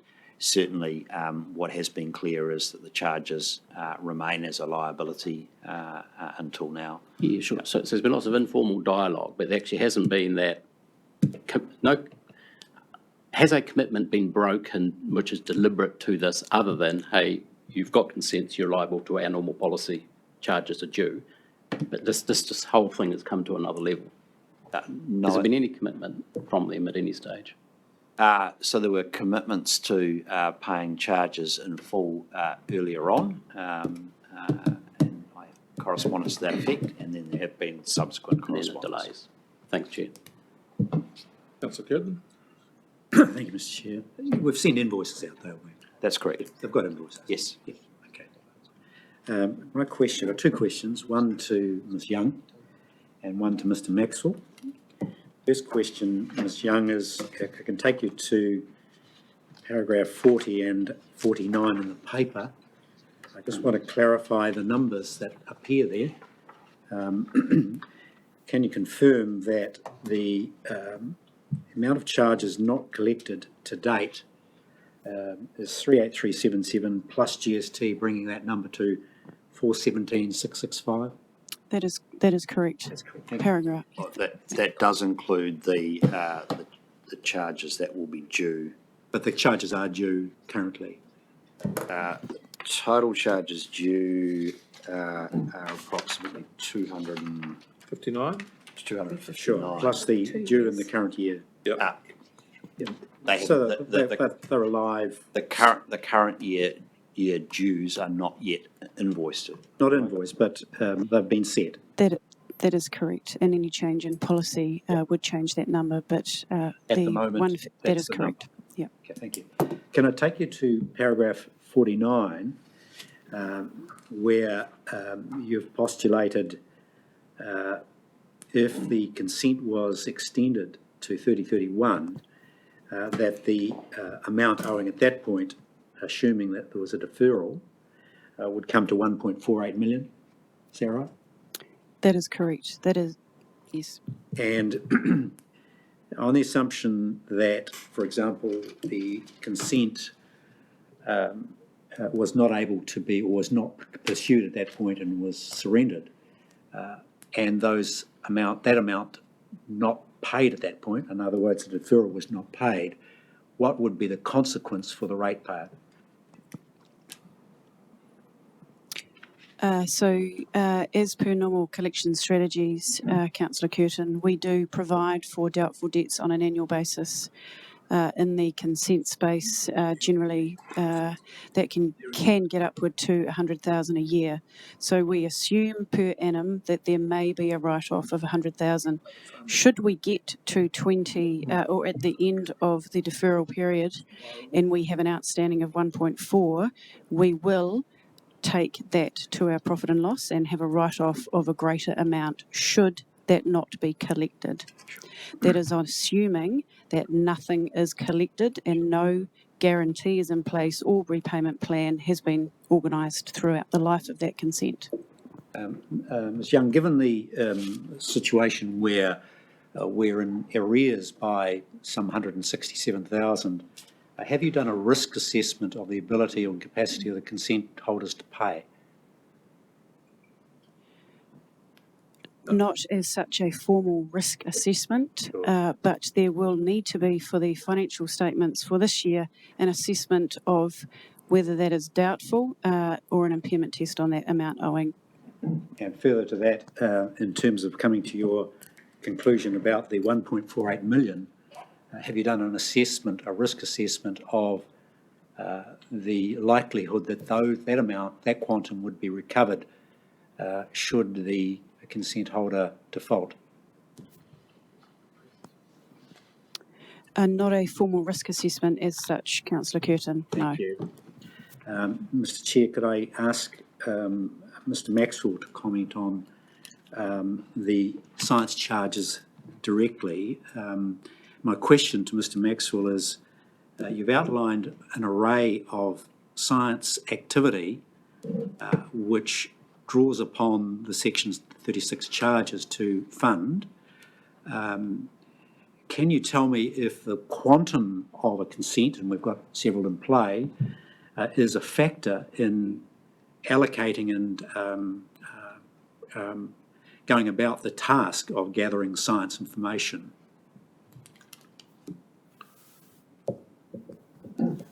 The short answer is no. The science program is not developed in response to any particular individual consent. It's based on the needs of council and its program of work over the duration of the long-term plan. If in determining that output, is the gross amount of consented water a factor in determining groundwater modelling, groundwater quantity, groundwater quality sites, river flow, recreational water, etc., climate stations, etc.? Would you say that the current drawdown and potential drawdown on that resource does in fact drive a portion of the science output?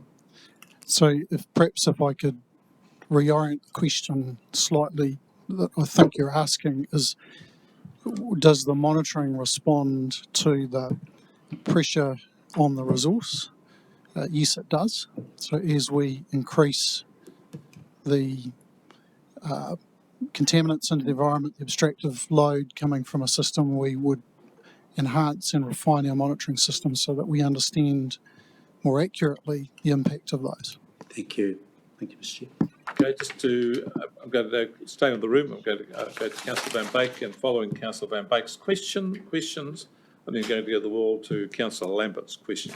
Okay, three easy ones. I've talked a lot about environmental plus consents, and that we as a council should really look in the future that those who actually try to improve the environment and there's a consent required, that we actually should look favourable at them, and we should have a fast gate system in place so that we actually can help those landowners to actually improve the environment. My question is, this consent on the Makaroa harvesting site, would you see that as an environmental plus? Would you at 50% or 100%, or is it 50-50 between environment and industrial? So those are matters appropriately determined through the consenting process, the assessment of environmental effects, etc. So I wouldn't want to enter into any sort of quantitative assessment on that, but what I would say is that the scheme as originally conceived had environmental pluses with risks associated. Yeah, okay, good. No, all I need to know. Just a question in regards to explanation required from you, James, in regards to a question from Councillor Foley. You mentioned that it was intended because it's a global consent, and I'm also an owner of quite a large global consent. where we actually do pay the science charges on behalf of those who actually are part of that global consent. And you mentioned that the charge was set on this particular site with thinking that there actually was a whole lot of consent holders that actually would be actually benefiting from this. I almost heard you say that because we actually charging it at the site, we actually don't actually charge it those who are actually using the water as individual consent holders, because they'll be benefiting from that consent. Does that mean that you're actually double dipping here? No. So perhaps if I can just clarify what I was saying. It's not that the charges were levied on the basis that there was going to be a whole bunch of connected users. It was to say that all of those connected users wouldn't have had to have paid their own water take consent charges because they were receiving the water from the scheme that had the consent to take the water. And so the point I was making is that the consents themselves and the charges represent the cumulative takes of all of those connected to the scheme. And so the comparison is if they were all taking water individually, that they would have to pay charges individually. So that was just in relation to the question about, reasonableness and equity here. Where there's a global consent involving a whole bunch of separate takes, such as groundwater takes that are being managed collectively, those individual takes still attract their individual science charges. Okay, good. And my last question is, there have been payments made, S36 charges been made? Yes. And how many? So 2 years' worth at around $60,000 each, so in the order of 120, and probably more like 130,000 rounded up. Okay, great. Thank you. Councillor Lambert. Beam you in. He's restless. Good idea. Thanks, James. You mentioned a lot of talk has been around there have been some losers and winners, but with the change in methodology, actually, you said it yourself, was that just a more equitable method was applied? Certainly there were less anomalies that resulted in consent holders either having highly variable charges or having very high charges relative to their impact. So, for example, in the Wairoa catchment, we had sub-catchments where we had a very small number of takes. The science program to understand the freshwater resource up there is significant. So the 35% of the cost of that being levelled on 4, 5, 6 individual consent holders saw them carrying a much more heavy burden than in other parts of the region where there were many more consent holders in a single catchment. So the shift has meant a more even distribution of that burden across consent holders. Yeah, it's also meant that we now have a better service out there rather than just all concentrated on one area. But the other thing I want to ask, please, is the now we've had water reforms are in.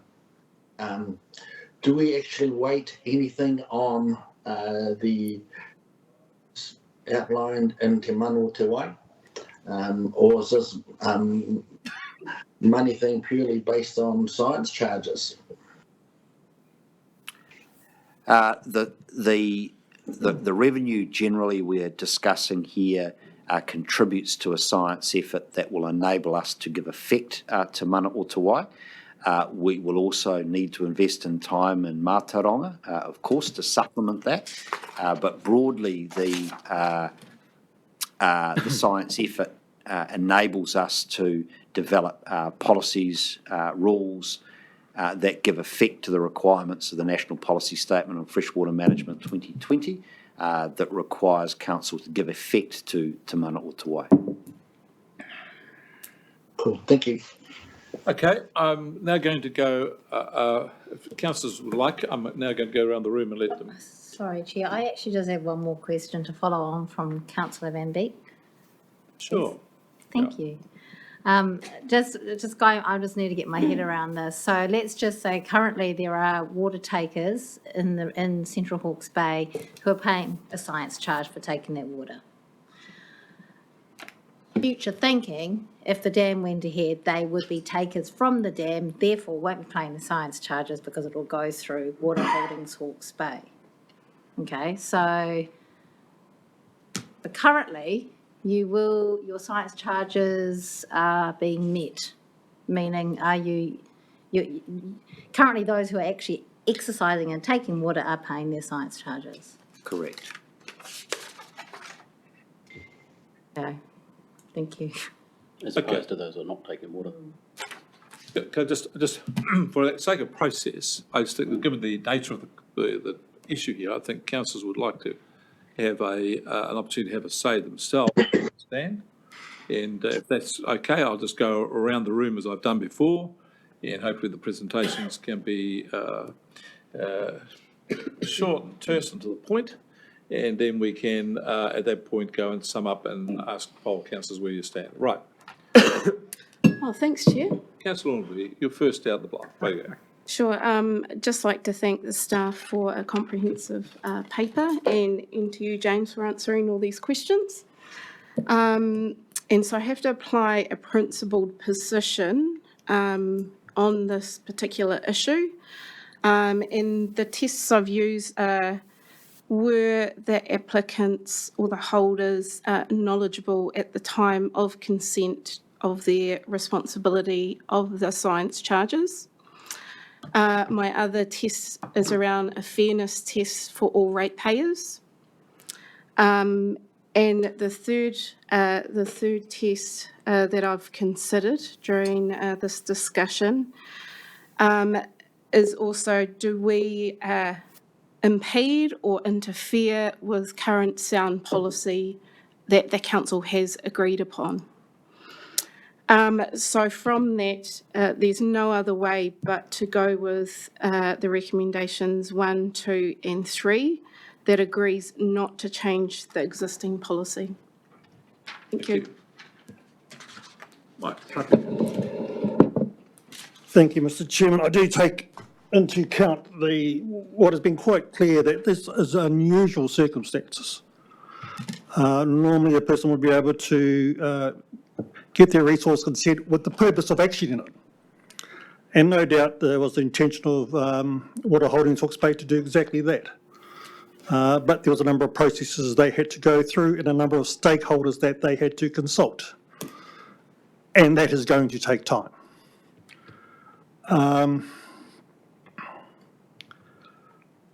Once again, I take the point that the council itself has invested $30 million for very little result.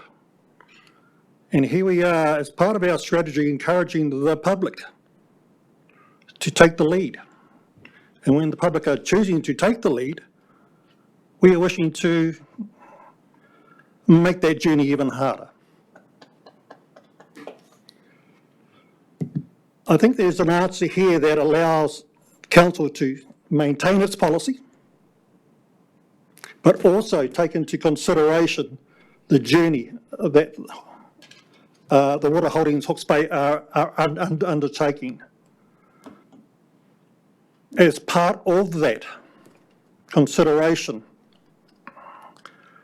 I think it is important that as a council, we are seen to be living up to our values. So when we talk about a climate strategy, a water storage strategy, that we're actually seen to be enacting it and encouraging it, not doing our best to stifle it by thinking that we are the only ones who should be operating in that space. So I believe that we can defer part payment in regards to the fees. As we have heard in the 2 previous years, Water Holdings have met the obligation to the sum of $60,000 per year. What we have seen is an increase in those fees by the tune of 230-odd%, which is a significant holding when you a significant increase when you don't have income to actually support that increase.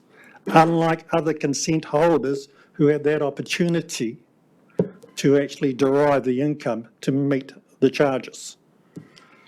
The other point I'd make about this is this particular question is not about the merits of the actual project itself. This paper is only about the question of deferring, of council looking to defer in full or in part, or actually maintain the full consequences of its policy. So for me, Mr. Chairman, I would really ask the councillors to give this careful consideration. Yes, I take the point of Councillor Ormsby's comments in regards to holding tight to our policies. But as I said, I do believe we can service both by keeping to the policy, but also deferring part of the payment.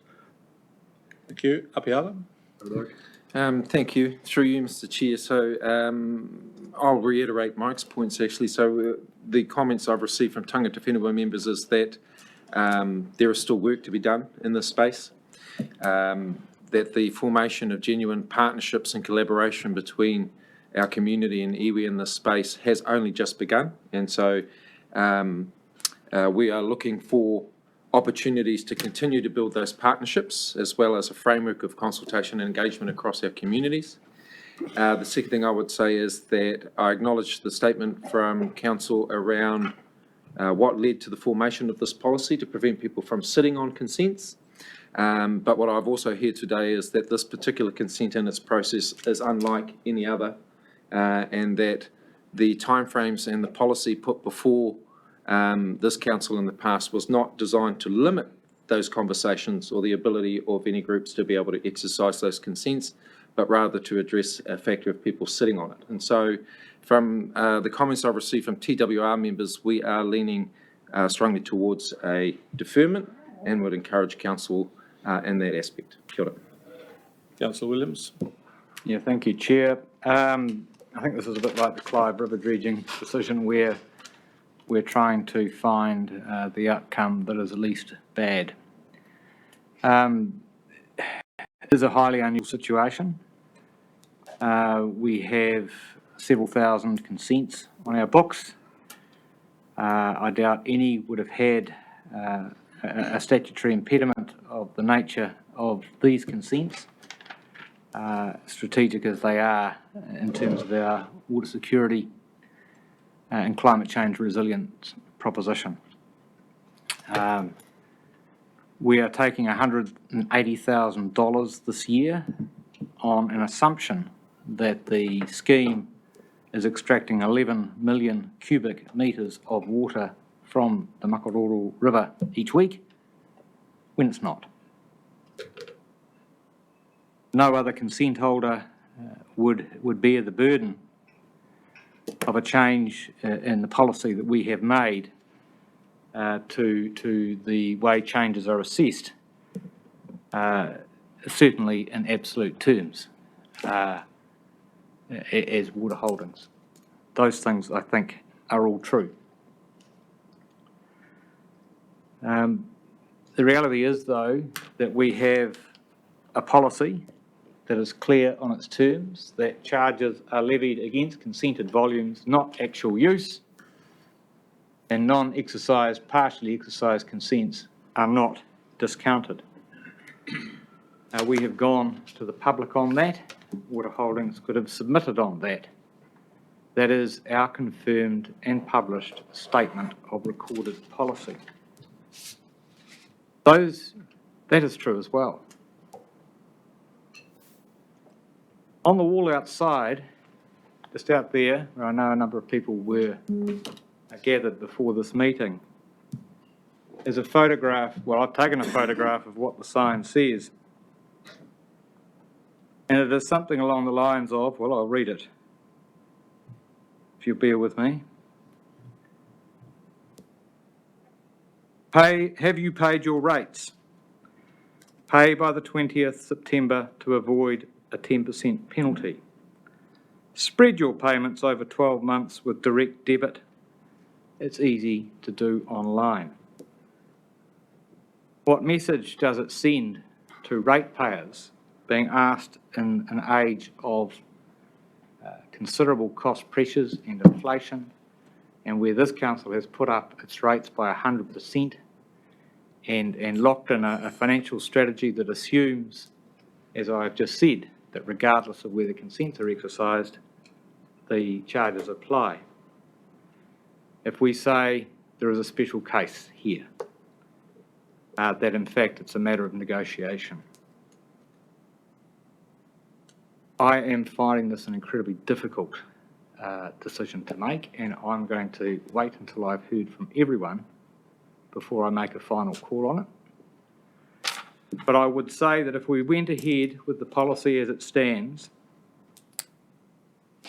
the CEO has talked about the discussion of a credible plan over a financial year, and I'm sure that our accounting team is conscious that to press too hard on this debt would transition it from being an asset into a liability.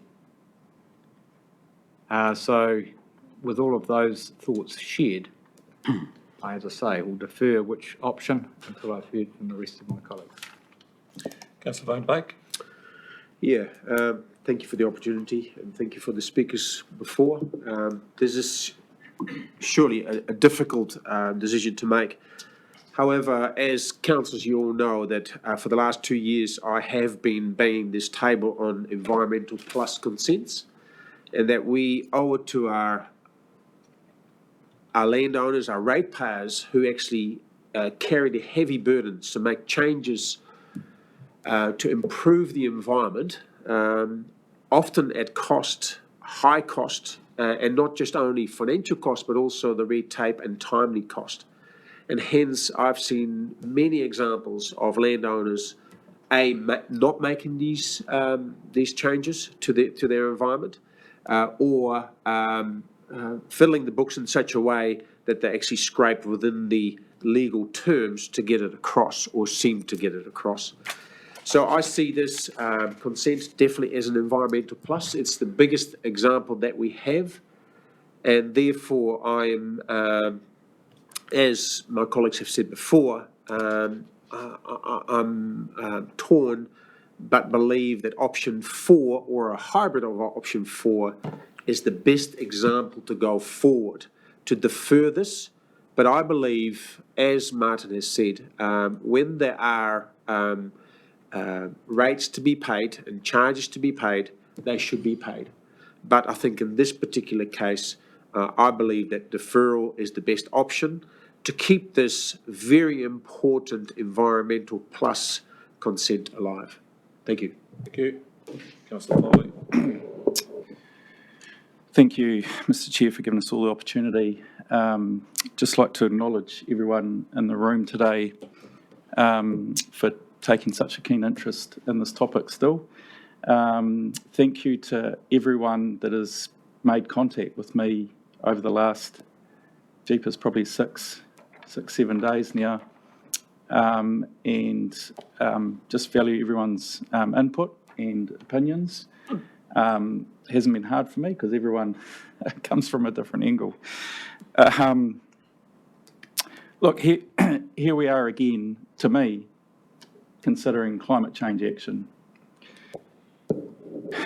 What are we being asked? On one hand, we're being asked to instruct staff to follow out operational procedure, and I feel for Councillor Ormsby and Councillor Williams' positions, respect that totally. But on the other hand, we're also being asked to think long-term strategy here. We have a regional water security program.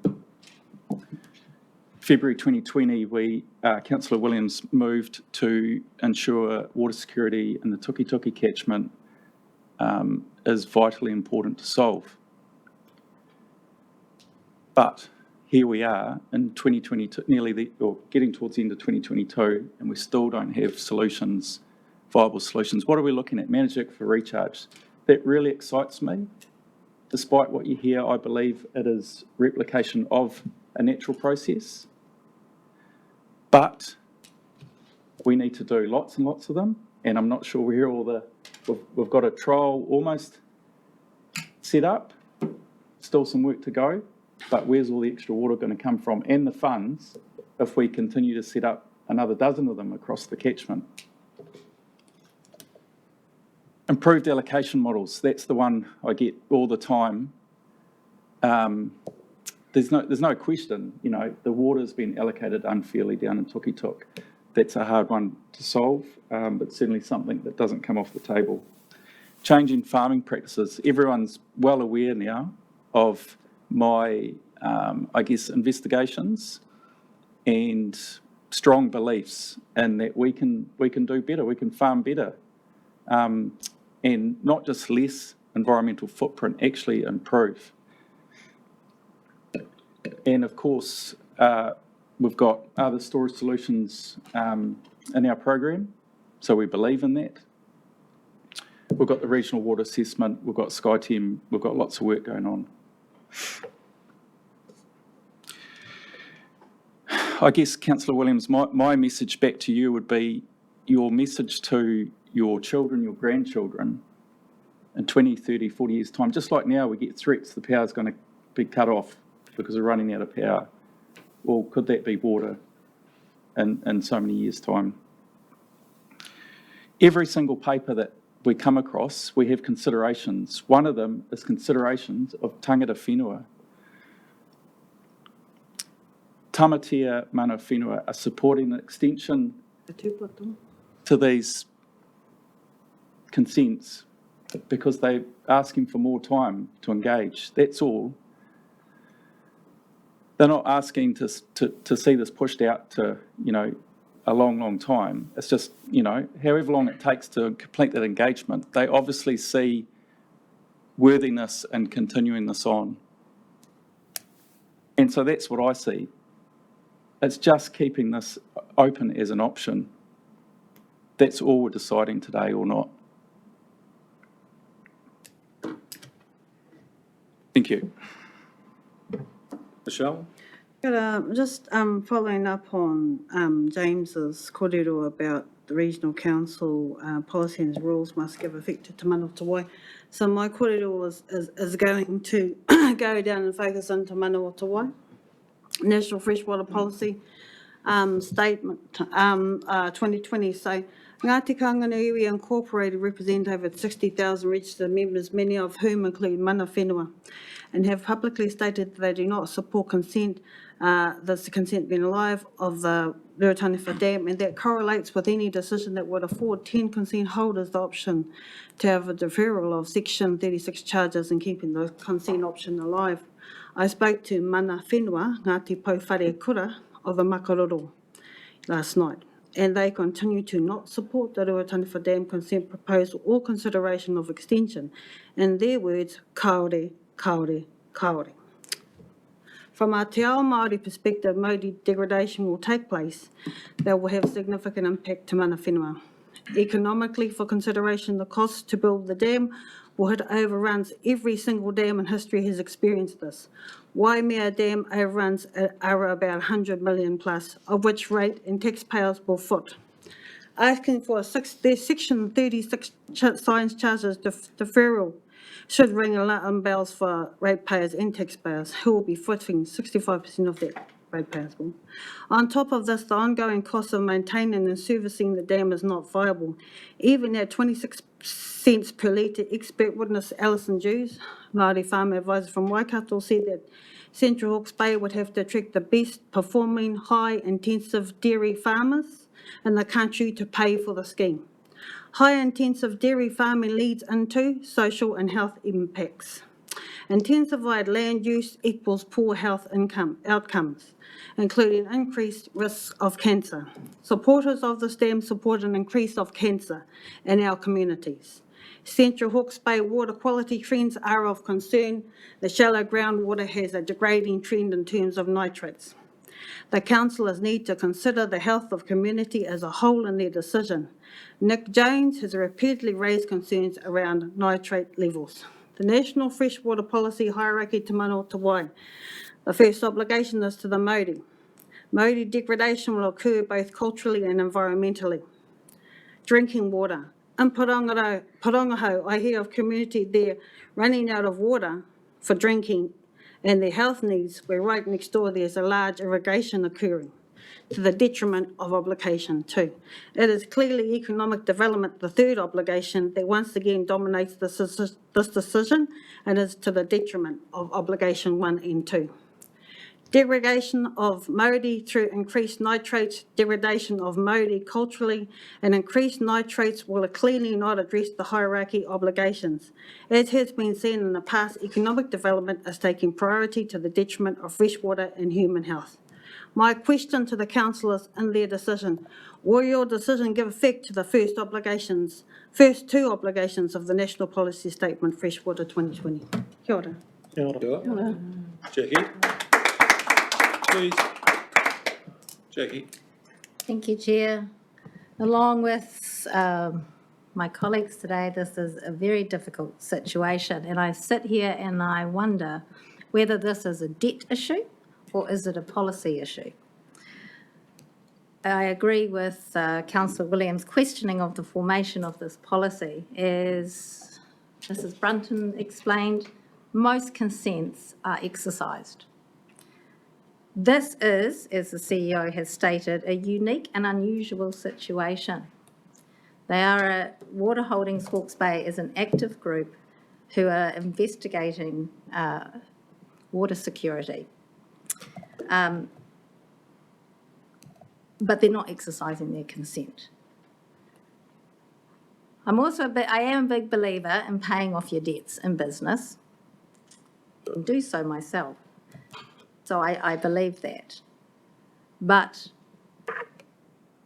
I would like to give Water Holdings Hawke's Bay a little bit more time to defer collection of current outstanding charges and future charges on their consents until such time as consents are able to be exercised, and proposes amendment to Council's fees and charges policy at the next available opportunity to ensure Council takes a consistent approach to all consents that have a legal impediment to be exercised that is beyond control of the consent holder.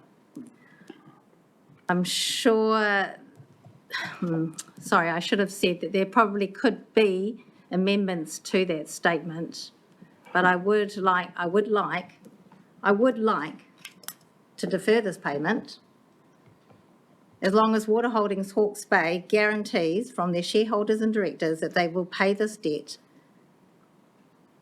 Thank you. A personal guarantee? Yes, I would like to see it in writing. Councillor Foss. Thanks, Chair. We can't do personal guarantees around this table because our conflicts of interest and influence policy wouldn't allow. Mr. Chair, thanks. It's just appreciate all the discussion, but again, we're not deciding to build a water storage facility or not right here.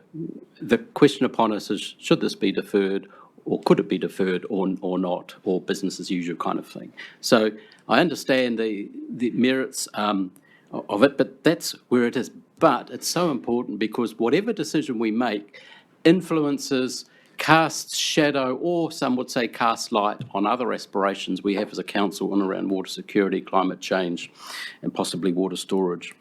But first of all, Mr. Chair, from me, an apology to many in the room who I only realised very recently, and I do share your frustration and a lesson learned, that for many of you, it's a surprise that this was even happening and an issue.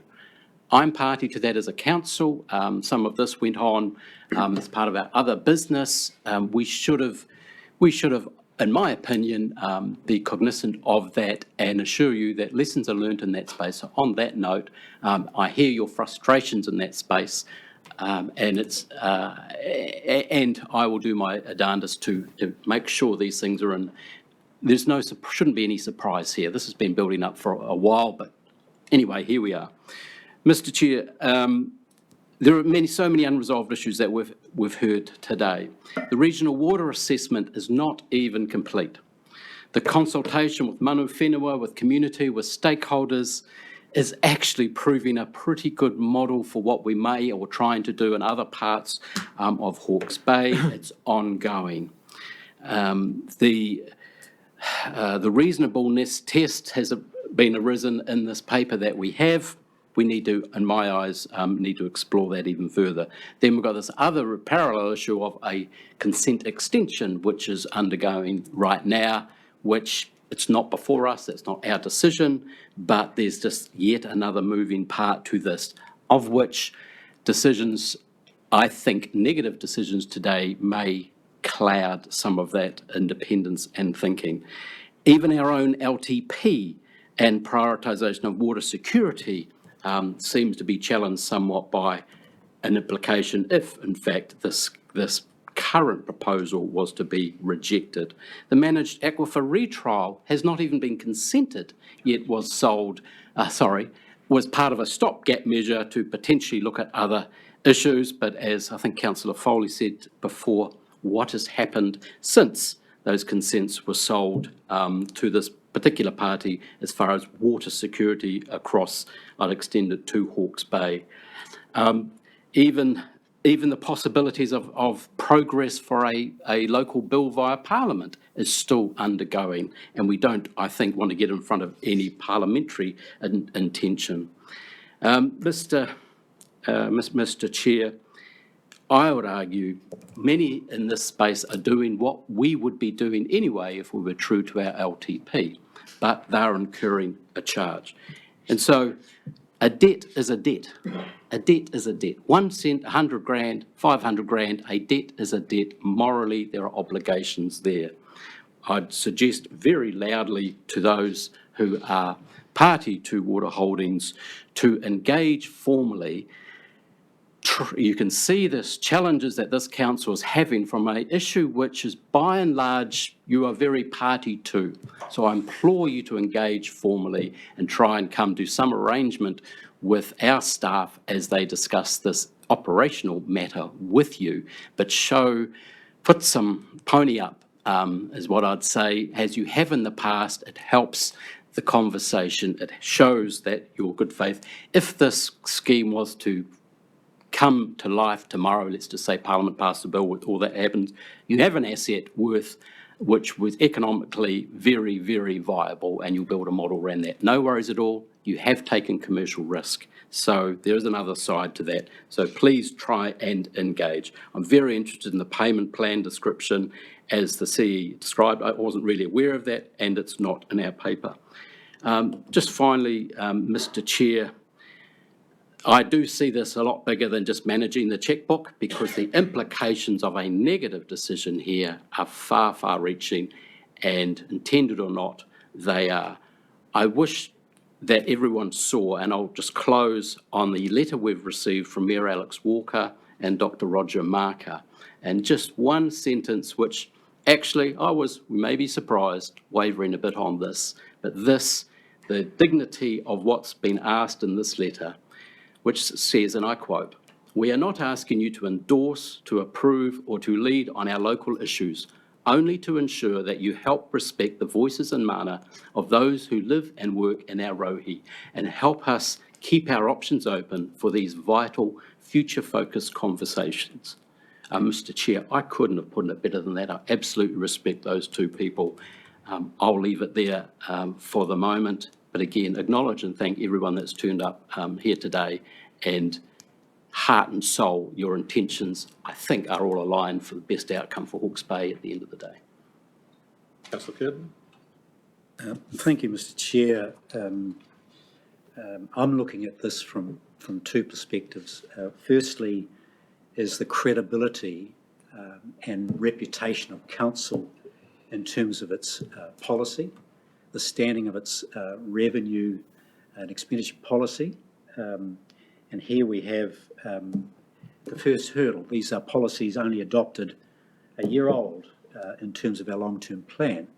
And here we are compromising those at the first hurdle.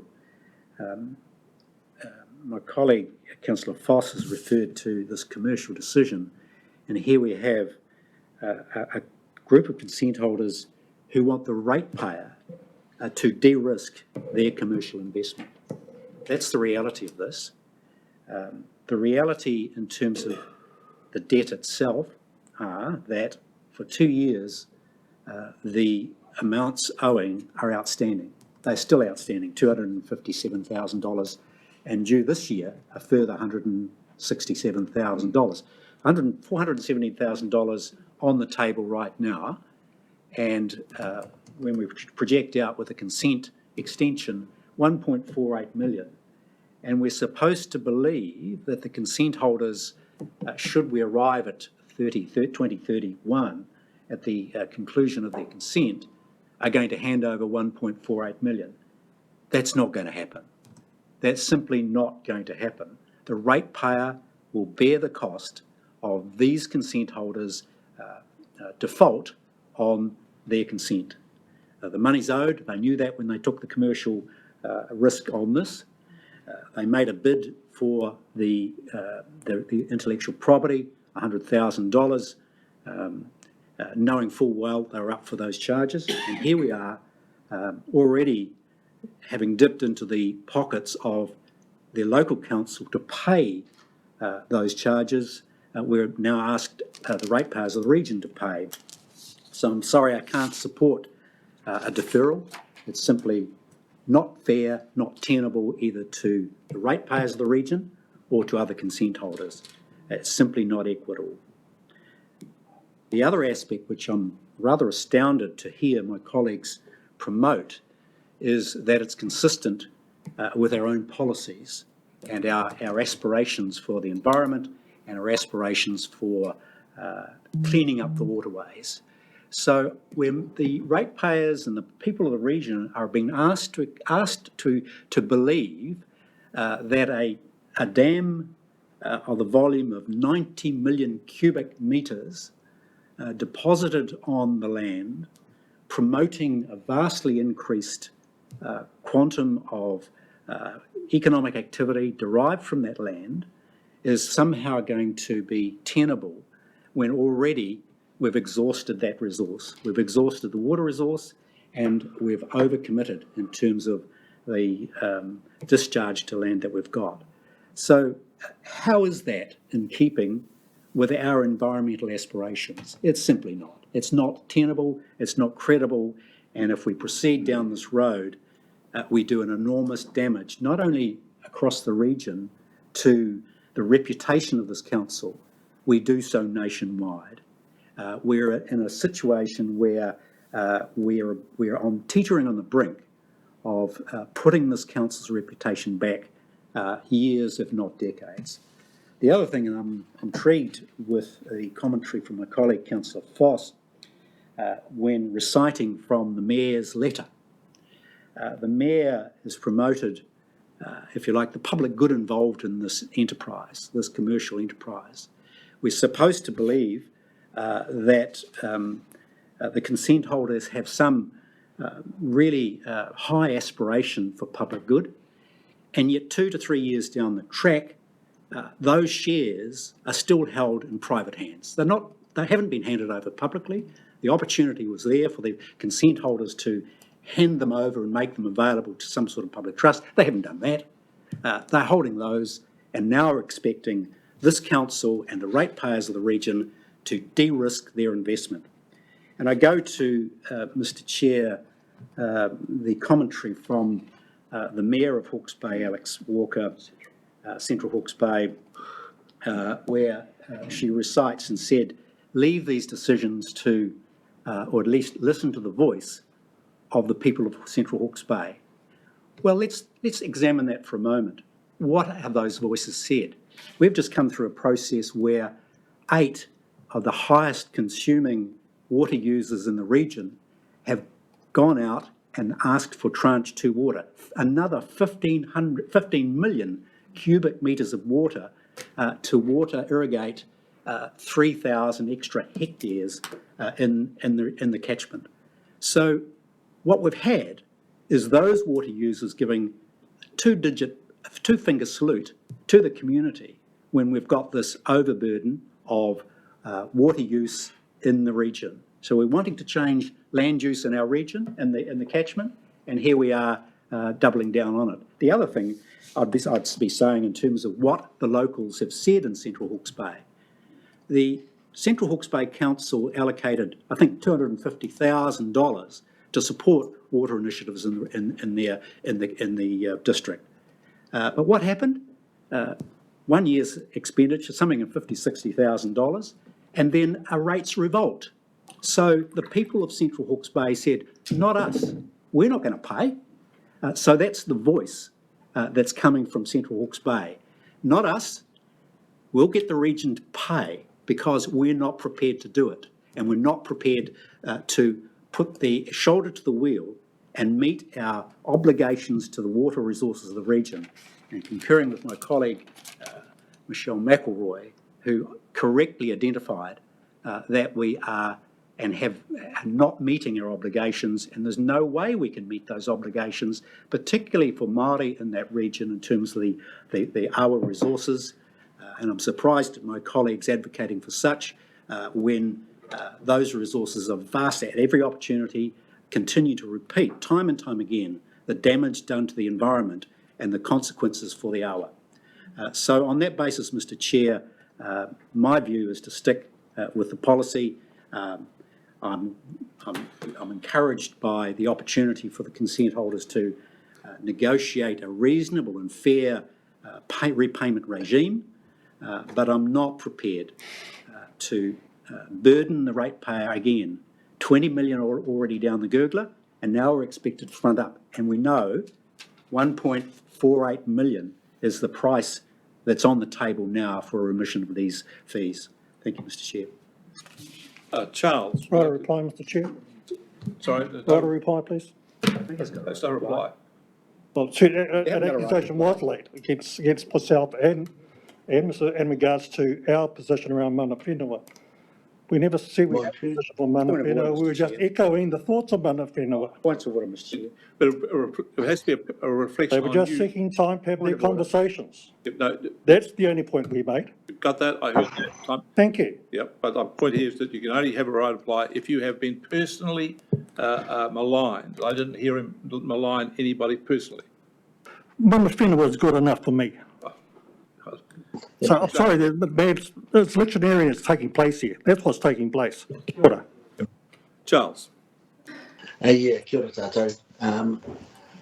I'm actually all about equity, and I know the methodology for receiving science charges was changed in order to make it equitable for everyone across the bay. But when I hear how it's gone up due to the amount of water that's taken, and we know that there is a legal impediment for them right now to actually take water, I think that's inequitable too. And I believe we haven't got the charges right yet, and there is room here to look at a better way of charging people for something they haven't even got yet. We're looking at 500 people of users having the ability to utilise water, but they haven't got it yet. Why would we charge them now? I can understand the guy who extracts stuff from a river or from drills a well. He can start it straight away, and we should charge them when they start using the water. But to take it off them a couple of years before they could even put a bit of concrete in the ground or get a drop of water does seem very unfair.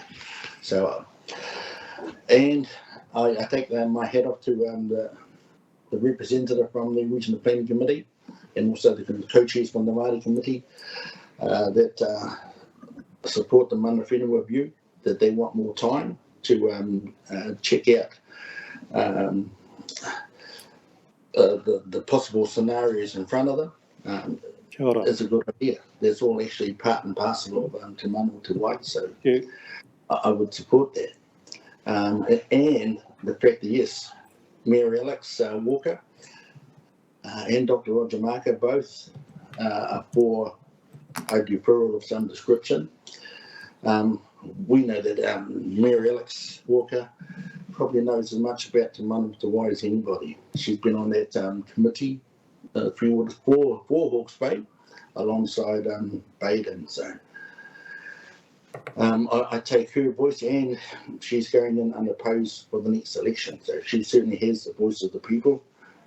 and we have to see Dr. Marcus' position as the leader of his people as well. So if this is the voice of the Central Hawke's Bay, then I think we should listen to it and support it. So for me, I think there is a bit of an inequitable situation here.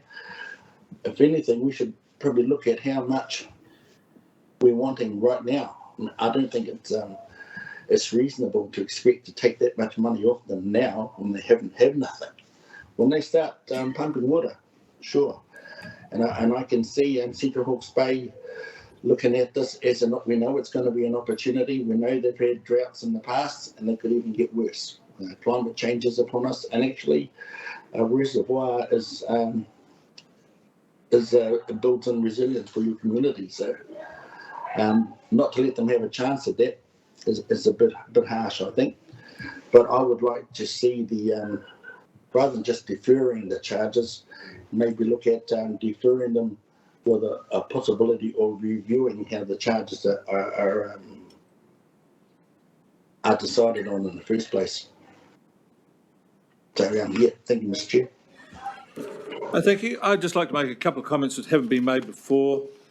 Firstly, I'd like to start a long way back. I was in a different life and I came to this regional council. I met with a very concerned chair, Ross Bramwell, who said to me that there's been a recent decision about water allocation in Central Hawke's Bay, and it spells trouble. We're going to have real problems with this.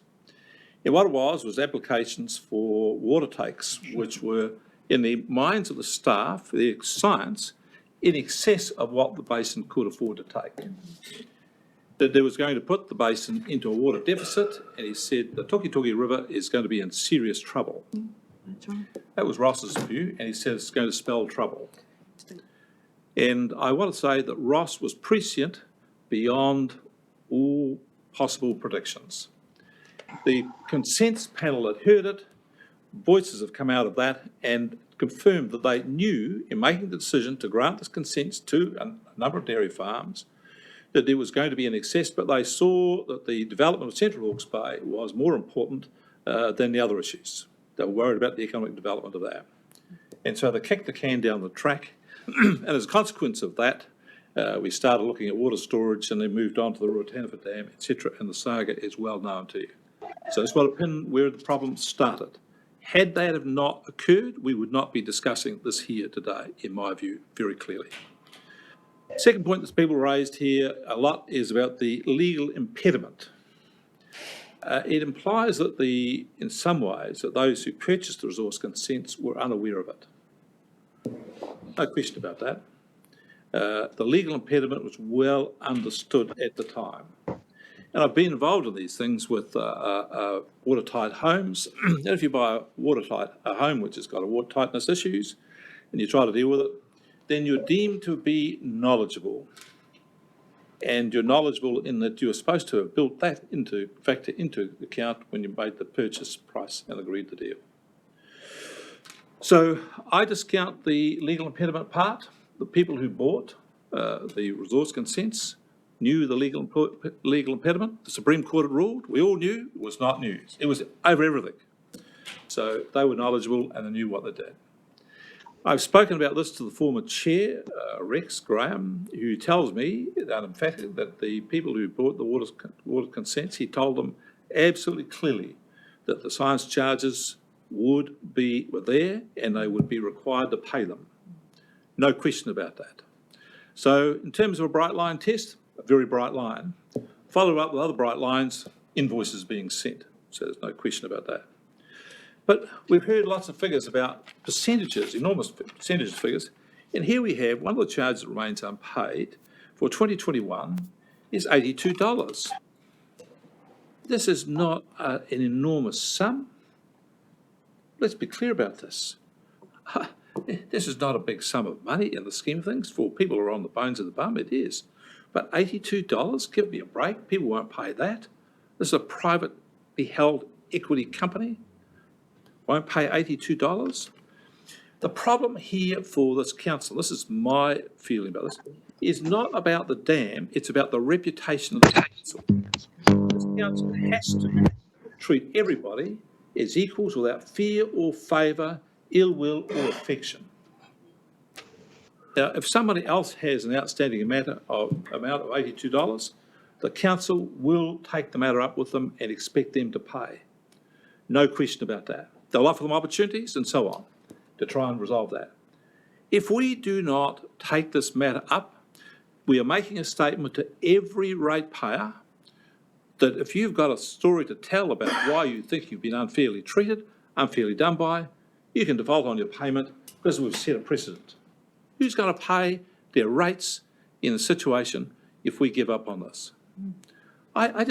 You're going to make this, if we don't treat everybody equally without fear or favour, ill will or affection, we are going to cause our staff and this council a reputational problem. My concern here is that as the chair, I feel I'm more responsible than anybody else around this table to safeguard the reputation of this council. That's my responsibility. And I want to say to you again, the issue here is reputation for this council.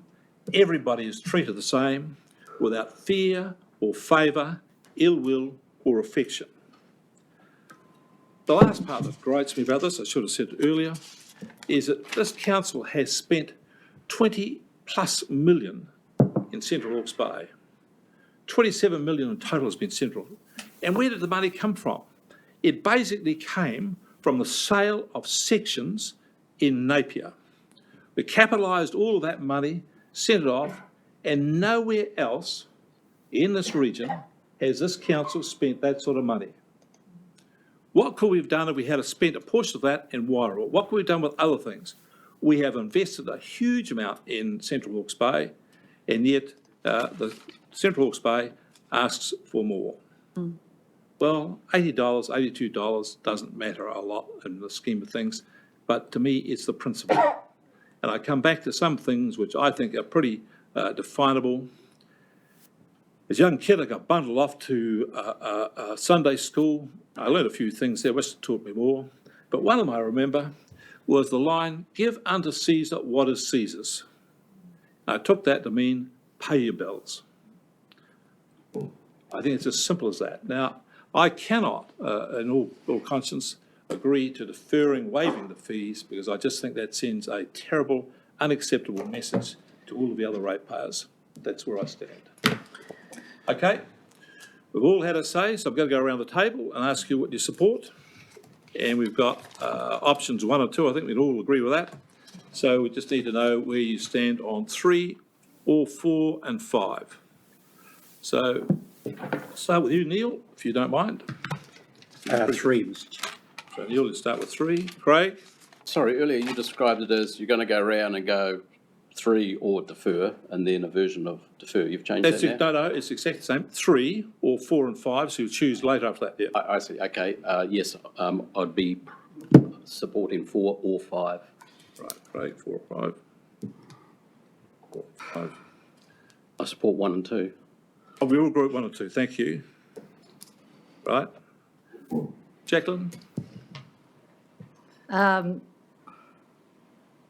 We're not making any amendments to any of these recommendations.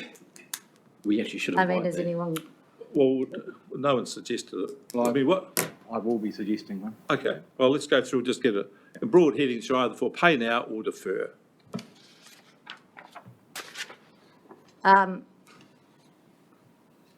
Pay now meaning all of it. Yep.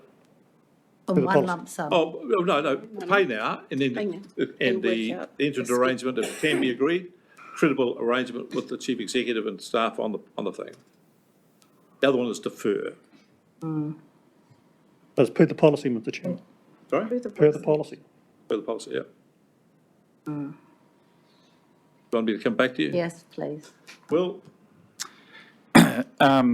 one of the defers and kind of looking to take Api or Mike's lead on, what that looks like in terms of fulfilling 4 or 5, yep. that part, and keen for an amendment if we come back around for this.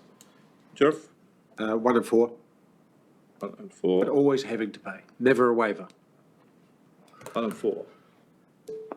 Martin? Yeah, well, I can't agree to 3 as it is drafted, but I agree that the council should pursue all outstanding charges, and that's as simple as that, no less, no more. I don't agree not to change the existing policy because I think that we could pursue all outstanding charges to the invoice rendered in May of this year and leave on the table for a future discussion a policy change as to whether this particular situation warrants some exception in our long-term plan. So that's, I'm just, I'm with 3, but it would need to be amended. Okay, 1 and 3. We've come to, Yep. I'm in the same camp as Martin. I'm 3 with a possible amendment, depending what that looks like. Yeah. Charles? I'm on for a deferral with amendments. I would not like to see it go past the current financial year. Okay. Well, Rick, I'm with 1 and 3.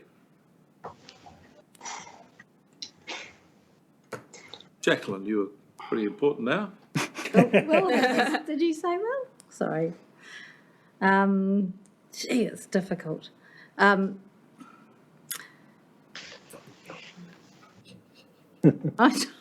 sitting like a sitting duck.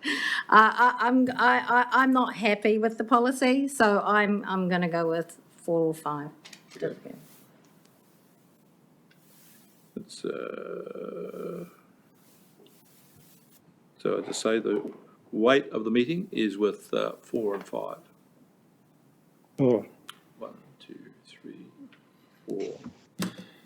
So 2, 3, 4.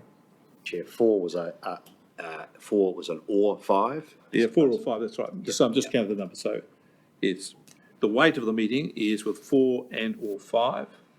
So we've got defer collection. Some have suggested defer collection subject to the end of this financial year or within a year or something like that. I heard it was Will. Charlie. Will? What Charlie? Charlie. Yeah. Will, you were looking at a possible amendment as well?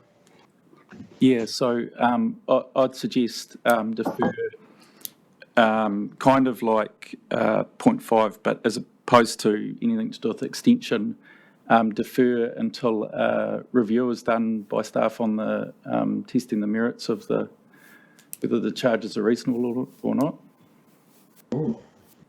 Well, that's a real problem because that can only be done by the long-term plan. We've set that in the long-term plan, as has been read out to you, and you'd have to go through a long-term plan process before you'd come to the end of that. Does James agree with that? So Chair, the option would be to do it by way of a variation to the long-term plan and amend the fees and charges in next year's annual plan. So the incoming council could resolve to do that.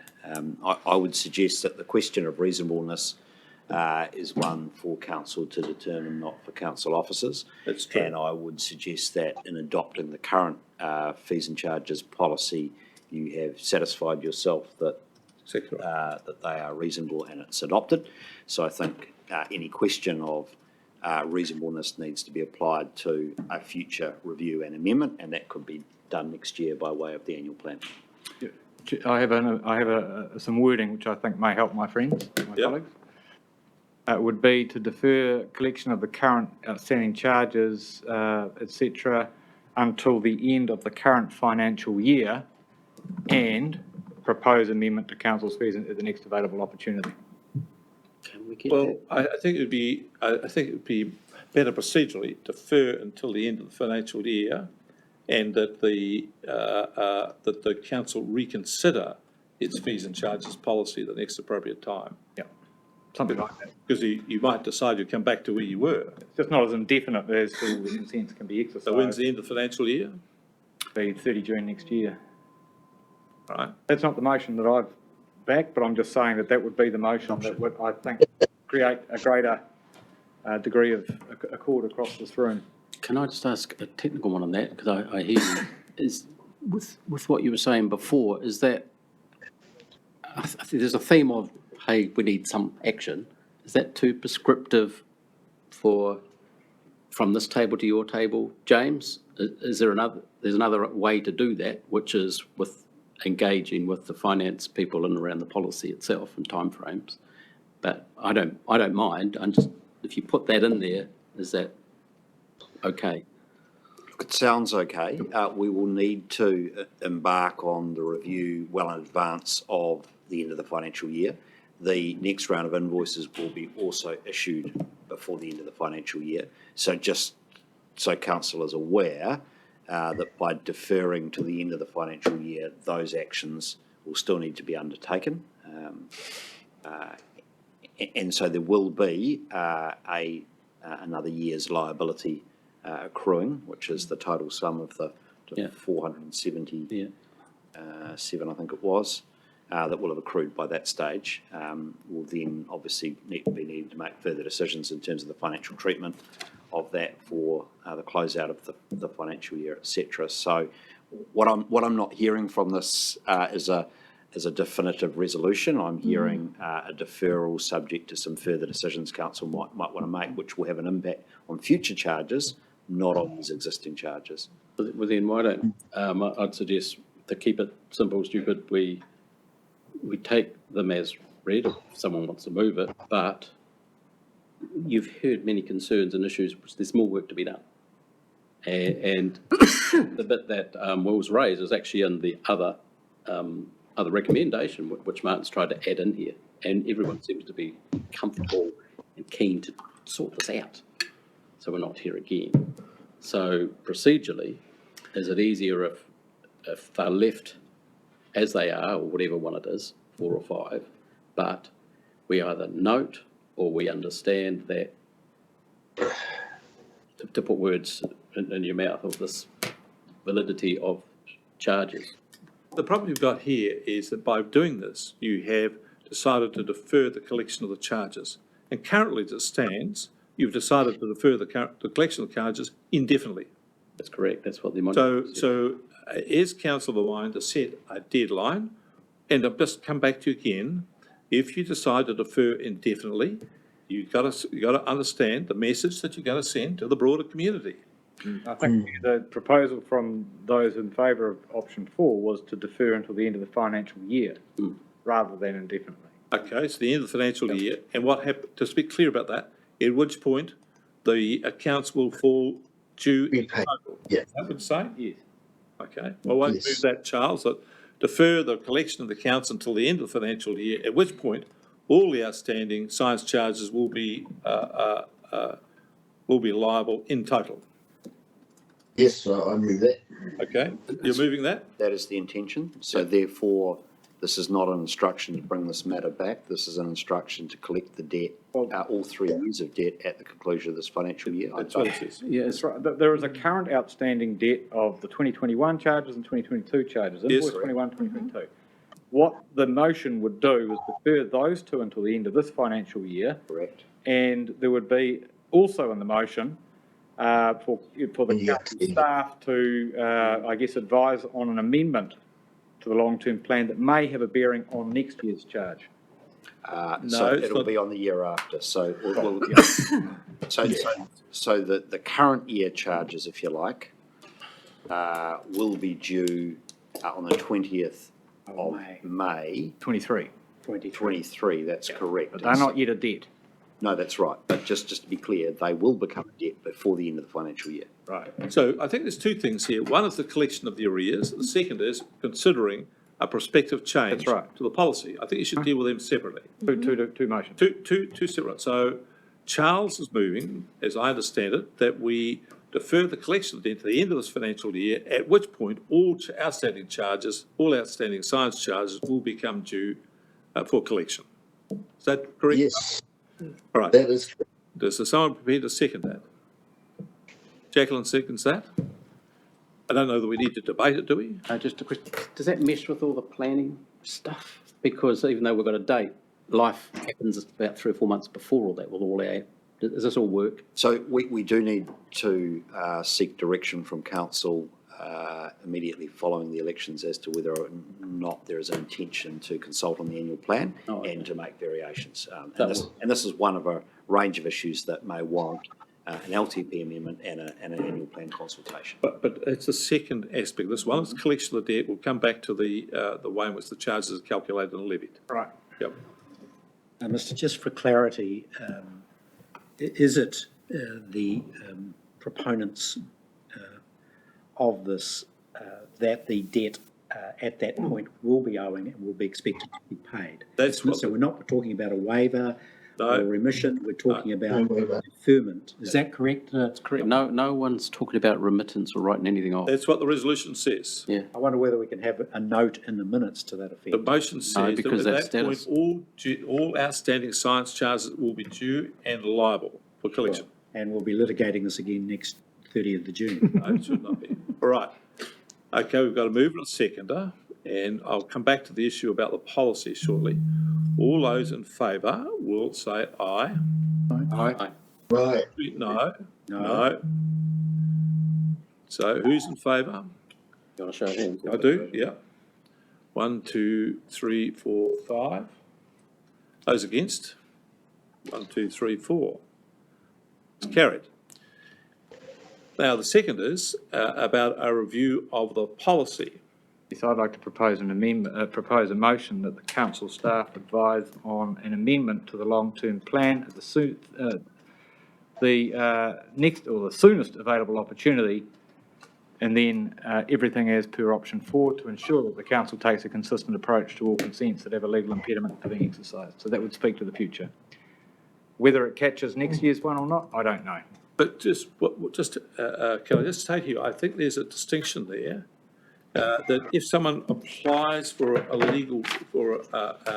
resource consent where there is an existing legal impediment, then I think that is different from someone who applies for a resource consent, having got it, and then subsequently finds a legal. That's all to be in the process. I'm talking about the council staff advising on options for an amendment to the policy to deal with this situation for the future. Okay. So you're proposing like a note that we're going to do some policy work to the words to your effect. That's right, because that's what was troubling me about option hanging. 3, is that it says pursue payment and will never change the plan. Yeah. Okay. And that was what was troubling me about it. Yeah, so that, Okay, that you've moved that? Yeah. I'll You second clear that. on that, Annalise? What about the wording? I'll second the word, subject to the wording. Well, it's that the council staff advise an option for an amendment to the long-term plan at the soonest available opportunity to ensure council takes, and Annalie, the rest of the wording from to ensure the council takes is exactly as per the second half of current option 4. Do you see that? Council's fees and charges at next available opportunity. Can do it again if you like. So you're trying to do the policy Consents type. of legal impediment being exercised that is beyond the control of the consent holder. Yeah, so it reads, and I'll give it one, do you want me to read it one last time? We've got it. Please. That the council staff advise on options for an amendment to the long-term plan at the soonest possible opportunity to ensure, etc. When's our next LTP? Well, we've got the revenue policy review anyway. We can do a variation, James is It's saying. a rate review. So for the avoidance of doubt, that's to tidy it up, eh? Yeah, well, they'll tell us what the soonest possible opportunity is. Well, it falls within the review of the revenue policy, which is towards the middle of 23, James, from memory. So the LTP will be in the middle of 24, but next year we have the opportunity to do an annual plan consultation and to make variations. We can make minor variations to the fees and charges, but there's too material, in my view, to do that outside of public consultation. So that's my motion, Mr. Chair. I've got a mover, I've got a seconder. Do we need any further discussion on that? Is everybody clear? Clear. Clear as mud? All right, all those in favour will say aye. Aye. Contrary? No. You're the only no? I'm the only no? Right. Okay, ayes have it. Ayes have it. I lost. All right.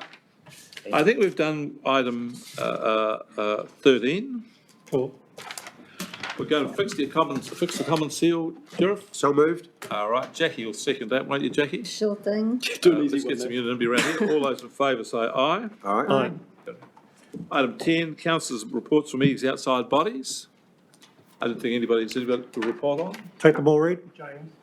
I don't believe for a moment we owe you $80, but here's $100, keep the change from Water Holdings. Check. Well, that's one way to collect the debt. It's good. Achieve something. That's going on the bar. All right. No discussions of minor items. We now move to public excluded. I move that, someone move to go into public excluded. So moved. Thank you, Jurif. Seconded, Martin. You done when it was seconded? No. All right. Who's going to second the public exclusion? They expecting. Penny Y. All those in favour will say aye. Aye. Contrary, no. Carried.